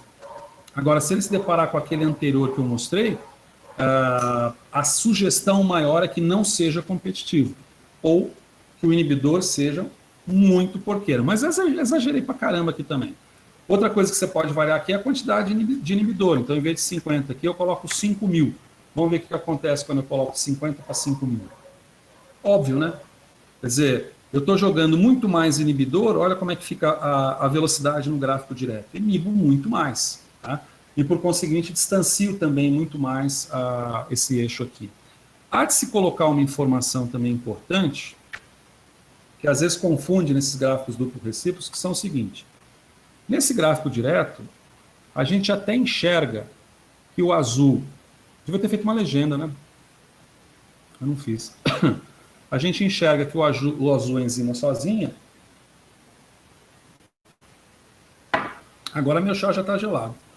O azul é enzima sozinha e o cor de rosa, sei lá, rosa aqui, é a curva na presença do inibidor. Mas quando você olha aqui, por que isso aqui está invertido? Fica fácil responder, está invertido as cores e as posições, porque é um gráfico duplo recíproco. Mas, tentando esmiuçar um pouco mais, veja que se isso aqui é o recíproco da velocidade, quanto mais eu subir, nossa, frase esquisita, né?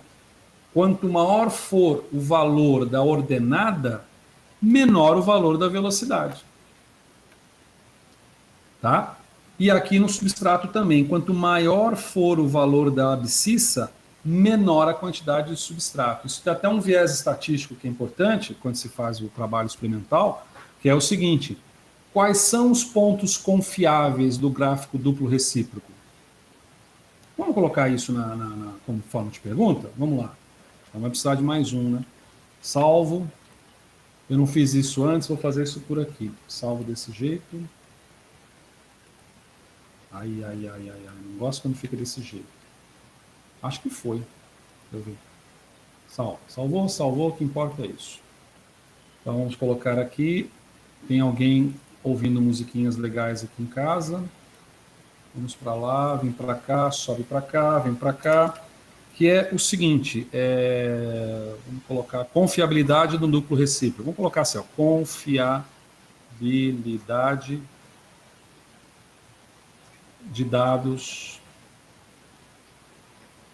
experimentais. Alguém está ouvindo Simon Garfunkel aqui. The Boxer. Confiabilidade de dados experimentais no duplo recíproco. Isso não serve só para o duplo recíproco da cinética e enzimática. Isso vai servir para o duplo recíproco qualquer situação. E olha que há um conjunto de situações em química em que você tem duplo recíproco também. Agora já não me lembro. Eu sei que recíproco... duplo recíproco. Agora não vou chutar o que eu não sei, né? Confiabilidade dos dados é a seguinte, ó. Se você tem aqui um gráfico de 1 sobre S, e aqui você tem 1 sobre V, e seus pontos experimentais são esses pontos aqui, ó. Estou de propósito espalhando esses pontos um pouco mais. Quando a gente tenta traçar uma reta que cubra, né, mais ou menos esses pontos, não tão bom, mas pelo menos é ilustrativo, eu posso ter certeza do seguinte: essa região é a região em que eu tenho um alto valor de substrato e um alto valor de velocidade. Ao passo que essa região é uma região na qual eu terei uma baixa quantidade de substrato e uma baixa quantidade de velocidade. Então, qual que você vai confiar mais? Entendeu?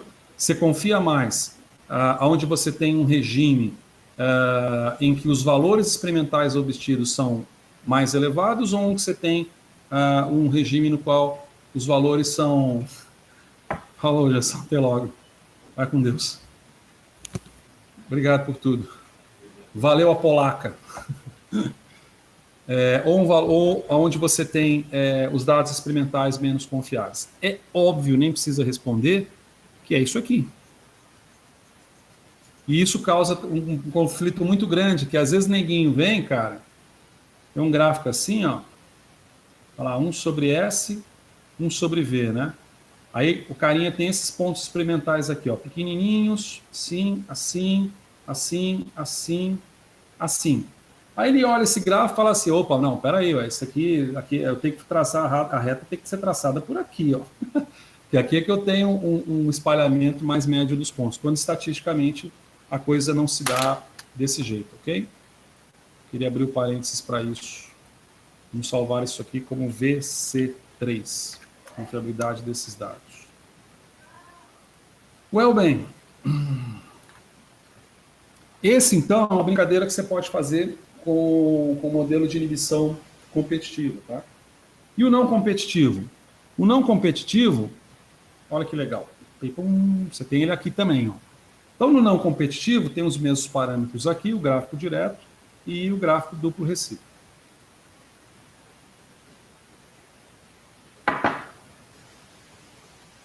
Acabando meu chá, mas tudo bem, ainda tem um pouquinho. Veja que você tem esse tipo de perfil, né? Você tem esse tipo de perfil aqui, que poderia ser o quê? Poderia ser uma inibição competitiva com inibidor porqueira, por exemplo, né? Para a atividade de vocês que vem a seguir, dessa semana, pontuada, fique tranquilo que eu não vou ficar pegando rodapé de página. Isso aqui pode ser essa situação tal, não. Você vai no arroz com feijão mesmo, tá bom? Em cima da questão. Então, esse aqui é uma característica mais conforme o modelo de inibição não competitiva. Vamos fazer a mesma coisa, vamos mudar aqui o KM. Ó. Vamos mudar o KM. O que acontece quando eu mudo o KM? Beleza, eu simplesmente aproximei, né, do eixo, mas não teve nenhuma variação. Veja que o duplo recíproco aqui, ó, naquele caso anterior também, o duplo recíproco aqui me mostra que aqui eu tenho o gráfico, né, em azul, eu tenho a enzima normal, e aqui em rosa, sei lá, eu tenho a enzima na presença do inibidor. Veja que você tem uma diferença aqui. Lembra que a gente falou? Ele é recíproco. Então, aqui eu tenho uma velocidade. Aqui a velocidade vai ser menor, porque ele é recíproco. É por isso que existe essa tendência de ir subindo à medida que você aumenta o inibidor. Vamos manter do jeito que estava antes. Vamos fazer o seguinte, vamos tornar esse inibidor menos afim. Vamos colocar que esse inibidor tem essa constante aqui cair. Olha só o que acontece, né? Aliás, a outra representação já estava ilustrando, né? No gráfico direto, aí vem aquela história, isso pode confundir com uma inibição competitiva, porque você vê que pode ou não pode, né? Porque você vê que a curva está fechando, né? A curva está fechando aqui de inibição. Mais difícil você perceber isso. E aqui no duplo recíproco, você vê que o perfil, ainda que eles não alcancem o mesmo intercepto, tá vendo? Eles não alcançam o mesmo intercepto, o perfil ainda é dessa natureza. Se a gente modificar aqui e colocar, vamos manter essa constante de equilíbrio do inibidor dessa forma e vamos aumentar 10 vezes o inibidor aqui embaixo para ver o que acontece. Olha o que acontece. Você aumentando a quantidade de inibidor, você aumenta a diferença das velocidades máximas, né? Você aumentou a quantidade de inibidor, lei de ação de massas, e você também aumenta aqui a diferença dessas velocidades máximas e essas inclinações, né? A gente tem que lembrar que essa inclinação em azul é a inclinação de um gráfico duplo recíproco comum da cinética de enzimas, que representa, vou colocar até aqui, ó, a inclinação, né? Em inclinação, ela representa nada, né? Porque senão aqui ele vai pular e vai para o outro lado aqui, ó. Representa Km sobre Vm, tá? Então, se a inclinação está aumentando aqui, ó, para o inibidor, é porque, se a inclinação está aumentando, é porque a velocidade máxima está caindo, tá? Mas com um particular, né? Se o inibidor se liga fora do sítio ativo, porque é não competitivo, ele não dá bola para o sítio catalítico da enzima. E se ele não dá bola para o sítio catalítico da enzima, se um substrato se ligar lá, vai fazer a enzima funcionar com o mesmo Km. Capite? É por isso que você vai na literatura ou vai nos livros e você vê essa observação. O Km é praticamente o mesmo, ou o Km simplesmente não muda, o que é diferente do modelo competitivo, em que o Km, a velocidade máxima muda, né? A velocidade máxima é a mesma e o Km se altera, né? O Km se altera porque você vai ter uma disputa de ação de massas ali, quem vai se ligar na enzima. Agora, no caso do substrato, no inibidor do substrato, só ele está se ligando no sítio ativo. O inibidor não está ligando no modelo não competitivo, correto? Eu estou apontando aqui, vocês não estão nem vendo que eu estou apontando, estou apontando para a minha tela, né, obviamente.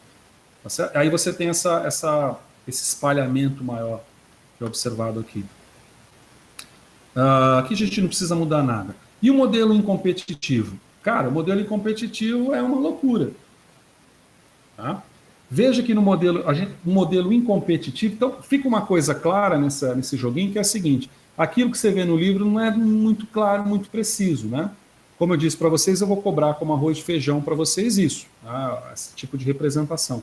Mas às vezes você obtém isso experimentalmente, ou vê isso publicado num determinado artigo, em que o autor já concluiu se tratar, por exemplo, de um modelo incompetitivo, que seja ou não competitivo, quando, na verdade, dependendo dos parâmetros cinéticos obtidos ou das concentrações envolvidas, você pode redirecionar finamente o modelo inibitório e mudar finamente a grana que uma indústria da farmacopeia internacional poderia receber.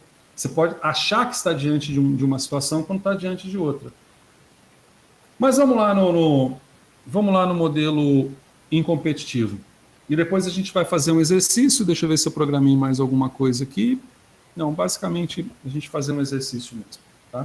Então vamos lá no modelo incompetitivo. Ó. Você tem... não, eu quero mostrar assim, eu quero mostrar um site ainda para vocês. Um site em português, com material didático, bacana, essas coisas. Você tem... O que eu ia falar aqui? Ah, tá. Veja que esse perfil do gráfico é muito parecido do gráfico direto com o modelo não competitivo. Então, o gráfico direto, ele é chato para você resolver esses dois propósitos. E eu acho que eu devo ter colocado isso em sala de aula, espero ter colocado, se eu não coloquei, vou colocar algo agora, que é o seguinte: figura de livro é uma maravilha. Vou colocar aqui, ó, figura de livro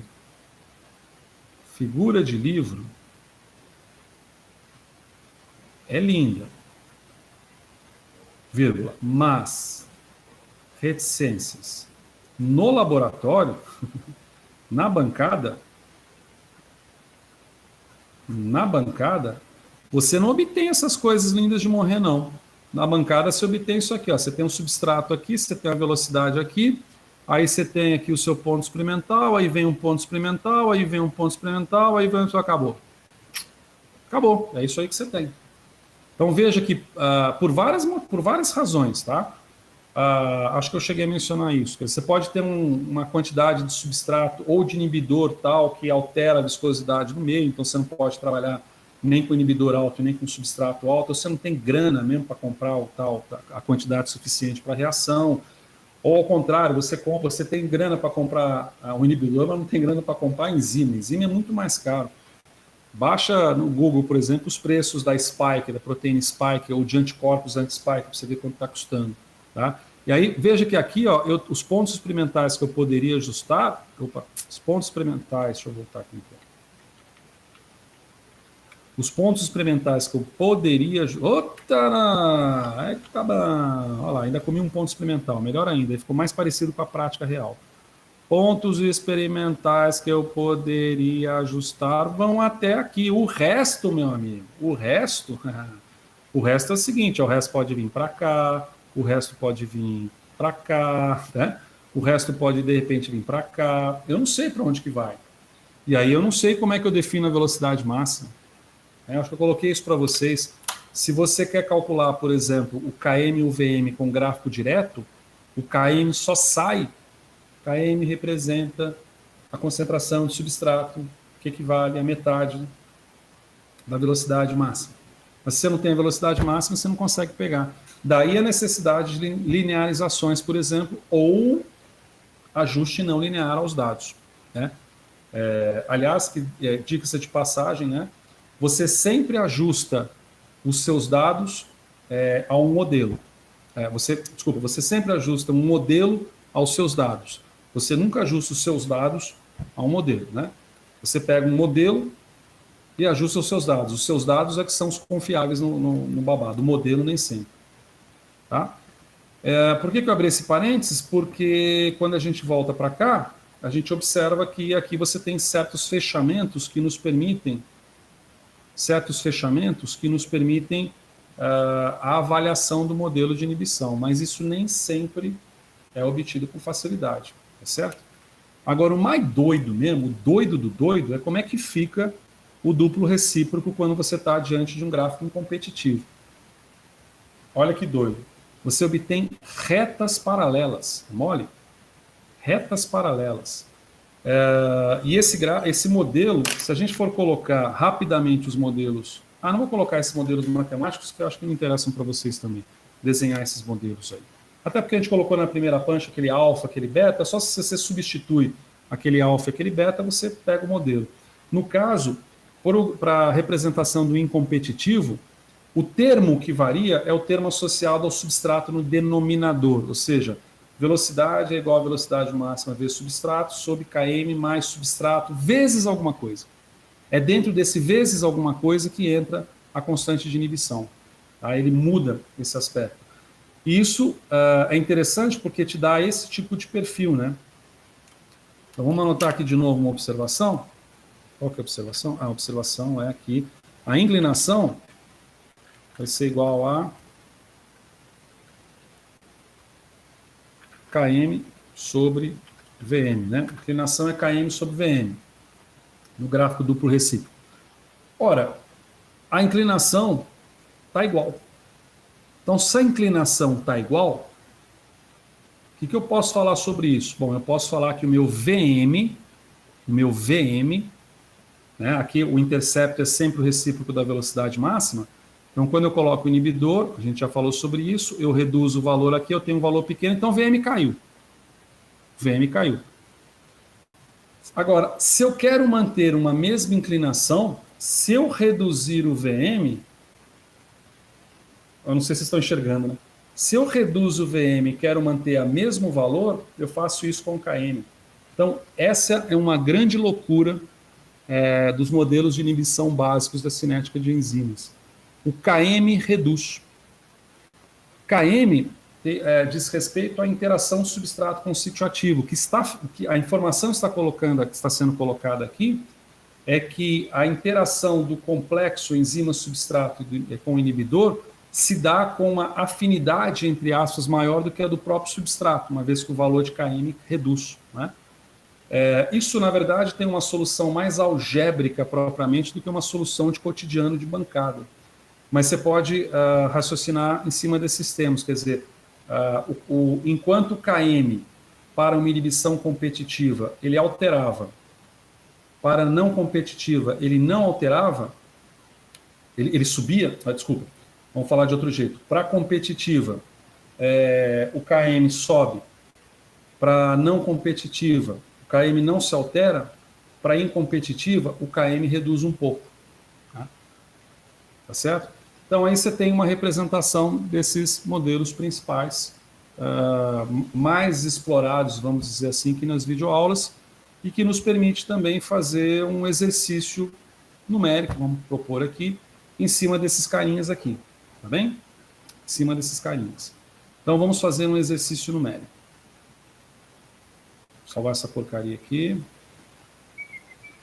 E esse exercício numérico, eu vou fazer o seguinte, eu vou aproveitar, nós temos 20 minutos de aula, né? Eu vou aproveitar aqui 20 minutos de videoconferência. Eu vou aproveitar a própria planilha aqui. Nossa, tá lenta pra caramba. Isso aqui já deve ter dado quase 1 giga. Ixi, pior que começa a ficar com medo, porque o negócio tá lento mesmo. Hein? Vamos fazer o seguinte, ó, eu tenho os dados aqui, porque eu não sou louco de ficar decorando essas coisas. Bioquímica já não é tão simples ficar decorando esses números aqui. Ó. Vamos colocar aqui, ó, substrato. Beleza? Aqui a gente coloca velocidade da enzima controle. Tá? Então, esse V é a velocidade da enzima controle e aqui é a velocidade VI, ou seja, a velocidade na presença do inibidor. A taxa de reação catalítica na presença do inibidor. Nossa, tô ficando afônico já, velho. Aqui tinha gengibre, chá verde, mate, centelha asiática e canela em pau. Não em pó, em pau. Isso para tentar ficar acordado depois das 2h30 também. Café ataca os estrombo, né? Então vamos lá. Substrato 1, 5, 10, 30, 90. Nossa, como está demorando o babado, mas está indo. Ó. 1, 5, 10, 30, 90. Vamos colocar as velocidades aqui, ó. 10, 14, 22, 34 e 41.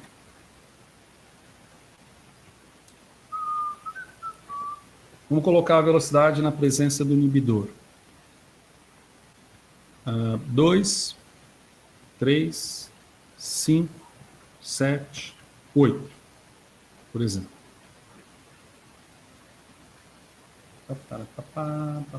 Chutadamente. Aí a pergunta que se faz é: qual o tipo de inibição presente? Qual o tipo de inibição presente? Tá? Os mais espertinhos, e eu sei que existem poucos, mas muito nobres, no mundo, na nossa sala de aula, são quase todos, né? Saída pela tangente, saída pela esquerda, como diria Lip Hard, um desenho animado da Hanna-Barbera de 1980. Na verdade, antes disso. Só de bater o olho nesses números já sabe qual que é o modelo, sem precisar fazer nenhum tipo de representação gráfica, tá? Só de bater o olho. Vocês vão entender por quê. Mas, se nós fizermos as representações, isso pode ficar um pouco melhor. Ó. Substrato versus velocidade. Falei para você que esse G numérico é bonitinho. Aqui vai parecer meio lento, mas olha só que legal. Eu já clico aqui, ele já aparece, já diz quem que é, eu já falo, ah, meu amigo, já pode insertar esse boneco aí. Ó. Ah, claro, neném fez caca, né? Eu coloquei só o substrato.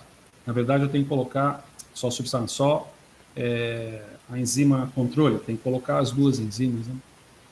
Vamos lá. Aí eu venho aqui, uso a primeira série como abscissa, já aparecem as duas, eu já insero. Vamos conver, vai. O seu Excel não é tão ágil para fazer gráfico. O G-numérico ele foi desenvolvido por... ele é de distribuição livre, né? Então ele está sobre a distribuição da GNU, né? GNU, que aliás o símbolo é um GNU, né? É um tipo de boi, coisa assim. E ele foi feito por pessoas que estavam pé da vida com o Excel. O Excel tem uma série de erros estatísticos de arredondamento, que até hoje você pode bater um Google para você digitar lá erros estatísticos no Excel, e o G-numérico passou por uma série de testes que mostram que esses erros não existem. Mas vaza, vamos manter aqui, né? Então aqui você tem um gráfico de inibição. Então, pode ser competitivo, não competitivo e incompetitivo. Como eu mencionei para vocês, nós não vamos discutir aquelas flutuações que foram observadas. Ele é um competitivo, mas de repente, se tiver uma concentração de inibidor muito grande, a velocidade máxima não é atingida e aí eu tenho uma natureza não competitiva. Não, é arroz com feijão na atividade. Tá? Bateu, sacou.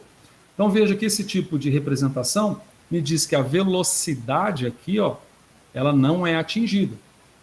Tá? Essa velocidade aqui, máxima, né? Desculpa, velocidade máxima não é atingida. Mesmo que eu não tenha aqui um desenho rápido dessa velocidade máxima, né? Ela não é atingida. Eu poderia já aqui matar o problema. Ele está com todo jeitão de ser uma inibição não competitiva. Mas... se esses valores estiverem, vamos dizer, mais próximos, isso pode confundir visualmente, talvez fique melhor você fazer um duplo recíproco, porque o duplo recíproco você bate o olho no intercepto. Se o intercepto estiver coladinho, competitivo. Se o intercepto estiver mais espalhado, não competitivo se as inclinações forem diferentes. Incompetitivo se as inclinações forem iguais. Então você pode às vezes achar muito chato, e cinética enzimática é chato mesmo, mas veja que aquele incompetitivo que a gente não consegue diferenciar, isso ficou claro aqui, né? Se não ficou, espero que tenha ficado.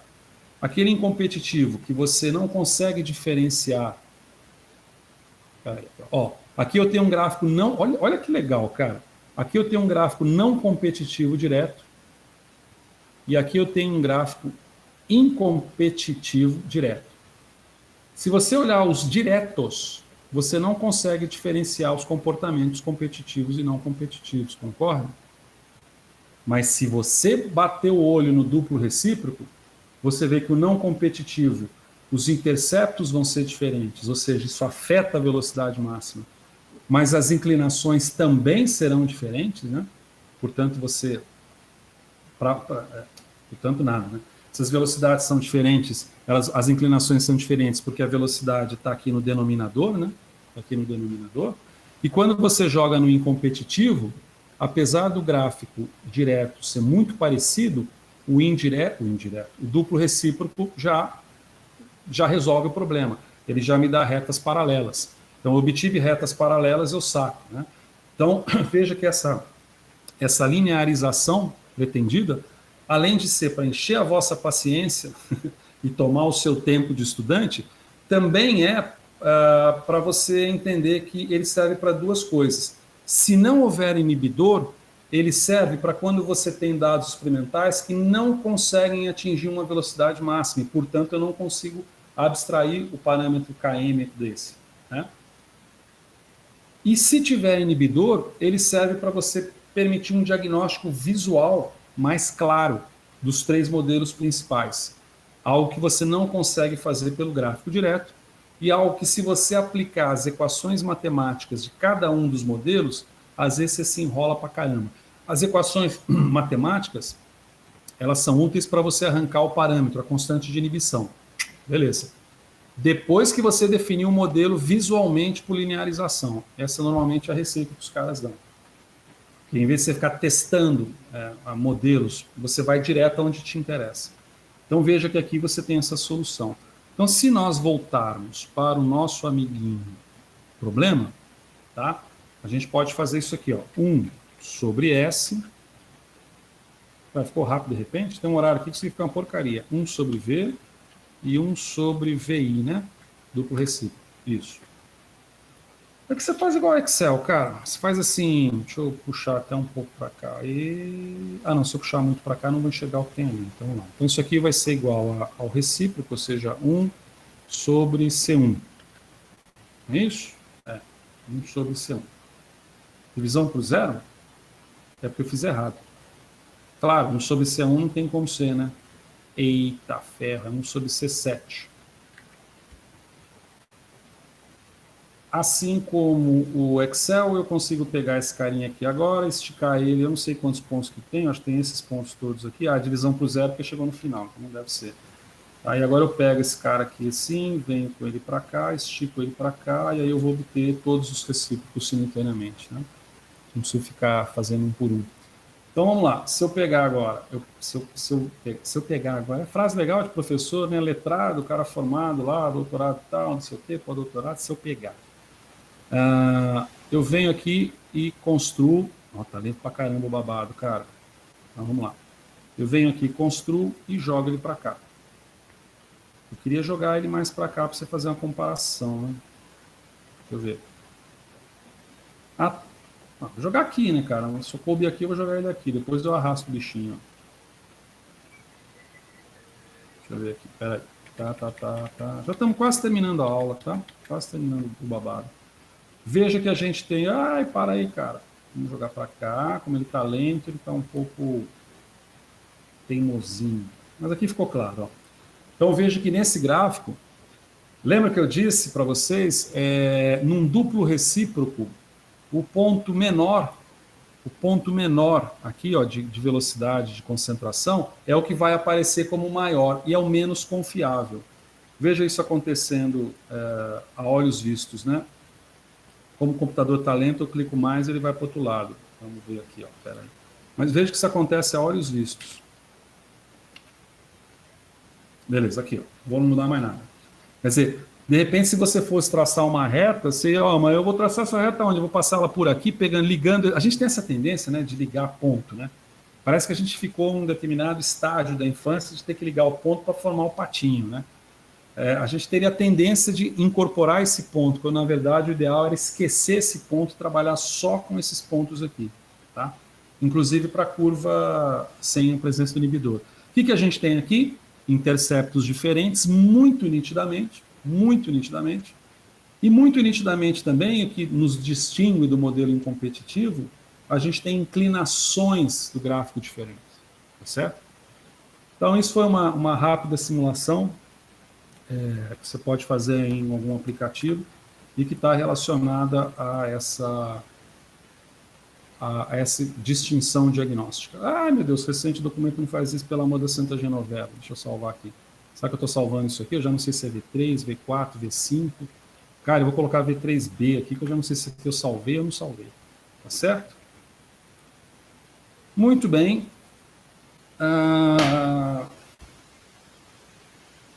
Até as 2h49 tem grupo no Zap de bioquímica? Não, não tem grupo no Zap de bioquímica, não. Não tem. E não terá, porque eu odeio o Zap, cara. Eu detesto essas formas de comunicação de um modo geral, sabe? Deixa eu descompartilhar a tela nesse momento. Eu ia mostrar para vocês o site. Desculpa, mostrar para vocês o site. Eu detesto o Zap, cara. Eu uso o Zap. Eu fui obrigado a usar o Zap há cerca de 3 anos atrás, por conta profissional, professores de universidades diferentes querendo se comunicar para projeto comum. E aí eu fui obrigado a usar essa porcaria. Às vezes ela é legal para você se comunicar com alguém que você esteja precisando. Agora, com quem que você esteve precisando se comunicar nos últimos 5 dias com urgência, em comparação com aqueles que você não precisa se comunicar? Esse programa chama Enzyme, tá? Você acha, esse programa ele é online, e ele é em português, apesar de ser Enzyme. Vamos colocar aqui o Google rapidinho, só para ilustrar como é que você acessa ele. Porque você pode instalar no computador, ou você pode utilizar ele de forma online. Você vai ver que ele é bem interessante para aprender sobre enzima. Você digita aqui BDC, ou melhor, vamos digitar assim, ó, Biblioteca Digital. Eu acho que está no link do Moodle, inclusive.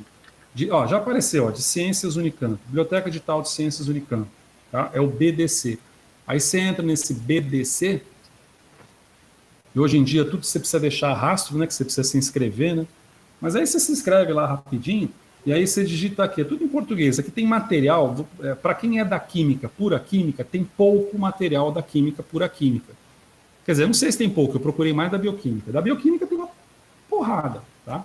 Até porque o cara que lidera isso, esse Eduardo Gallenbeck aqui, ó, esse Eduardo Gallenbeck, é o sujeito que montou esse sistema há cerca de 10 ou 15 anos. Se não me engano, eu tenho certeza, ele é bioquímico. Então, é uma maior quantidade do material. Mas se você tiver alguma dúvida, vamos colocar só esse programa que chama Enzyme. Se você tiver alguma dúvida de lipídio, e vai na Biblioteca Digital de Ciências, tem animações, tem uma série de coisas. Por exemplo, esse Enzyme está aqui, tá?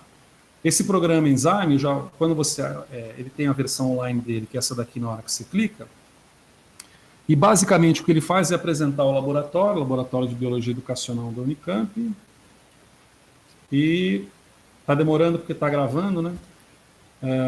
E depois ele te mostra uma tela com várias coisas que você pode fazer, inclusive de simulações. Eduardo Gallenbeck dá um talento pra caramba mesmo. Vamos lá. Aqui, ó, enzimas, estrutura, função e cinética enzimática. Qualquer um que você clicar aqui, você vai para um monte de lugar. E aí que você tem uma série de coisinhas que você pode fazer. Então vamos clicar em cinética enzimática. Ó. Você tem textos, imagens, animações, simulações, tá certo?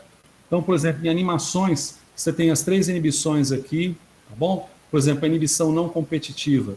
Tudo bem, nós estamos batendo muito na tecla. Você dá um play aqui, ó. A gente está batendo muito na tecla, né? Então, às vezes, você já está saturado, você vai falar de novo sobre isso? Mas para pensar que há 4 dias atrás, talvez você nem soubesse o que é isso, né? Isso é chamado aprendizado por reforço. Então, você veja que o inibidor não competitivo, ele se liga num sítio diferente do sítio da enzima, tá certo? Ele tem uma demonstração aqui para isso. Tem outras coisinhas aqui se você quiser explorar. Inclusive tem muita coisa de texto. Eu não estou entendendo a explicação legal lá. Aí você vai aqui em texto, só para você ter uma ideia que não é só bobagemzinha, ó. Sobre inibidores mistos, sobre inibidores irreversíveis, que eu nem cheguei a falar para vocês, mas você já tem ideia do que se trata. Né? Inibidor irreversível é ligou, não desligou. Acabou. Nem é interessante que seja dessa natureza. Tá bom? Era isso que eu tinha que mostrar para vocês, que eu queria mostrar para vocês nesse momento. Então, eu vou descompartilhar a tela agora. Descompartilhar a tela. Clique to control sharing. Não, o que eu quero fazer agora? O que eu faço para descompartilhar a tela? Parar a apresentação. Beleza, parar a apresentação. E vou também parar, antes que dê algum pau no computador, eu vou suspender aqui a gravação para a gente ter certeza que pelo menos alguma coisa a gente teve aqui, tá bom? Prezados e prezadas, 2h55. Se vocês quiserem conversar alguma coisa, levantar alguma coisa, estamos aí. A atividade ligada à inibição enzimática, e daí o poder da videoconferência, né? Porque videoconferência não é obrigatório você vir, mas também se você não vier, tu vai ter que pegar 2 horas de vídeo e áudio com um cara chato aqui falando. Então, às vezes, e em cima da atividade da semana, né? Que é uma coisa que a gente vai manter, né? Então, a gente tem uma videoconferência, libera uma atividade, e dessa forma a videoconferência facilita a atividade, porque elas estão, de certa maneira, ligadas. Não tem como eu dar uma atividade de inibição que não esteja ligado com a videoconferência, claro que não. Tem, porque professor é mestre na arte da sacanagem com o aluno. Mas não é o caso aqui. Muito bem, se vocês quiserem discutir alguma coisa, estamos aí. Se não, eu vou dar por encerrado esse nosso encontro, desejando para vocês uma excelente semana. Vou insistir, a atividade de inibição enzimática está sendo liberada. Eu vou mandar para o Moodle a mensagem. Mas a atividade estará sendo liberada, não, será liberada agora às 3 horas, não que eu queira, o Moodle já programou, graças a Deus. Vai liberar às 3 horas da tarde, vai ficar disponível até sábado, meia-noite, tá bem?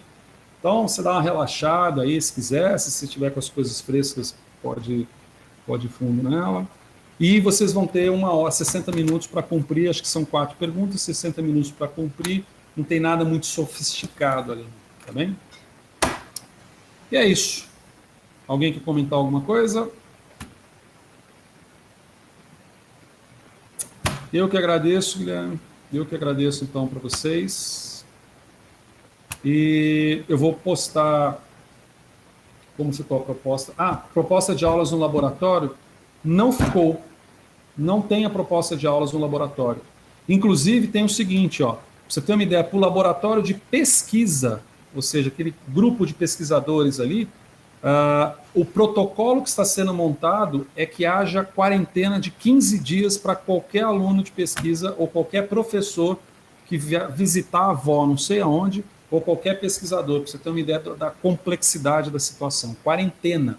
Então, para ter aula de laboratório, teria que vir ao Fenas e ficar 15 dias sem fazer nada para depois... Está muito confuso isso. E as aulas que foram propostas de aulas domiciliares, parece que também está confuso, o colegiado ainda não me deu uma posição, eu acho que não vai rolar.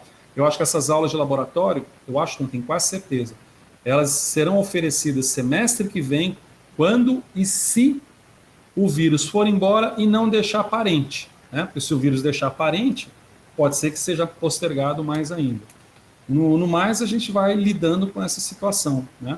Aqui em Alfenas, na última semana, 135 casos, quando normalmente estavam assim, 20, 30 casos mais ou menos. Então, se você vier para Alfenas, tadã, corre o risco de ganhar um prêmio, tá certo? Então, beleza. Obrigado, Eduardo, obrigado, Rafael, obrigado a todo mundo, Sara. Nos falamos aí, se vocês quiserem mandar alguma mensagem via Moodle, não Zap, via Moodle, e sigamos, tá? Uma boa tarde para todos vocês, fiquem com Deus, fiquem bem, se cuidem. Vamos nessa.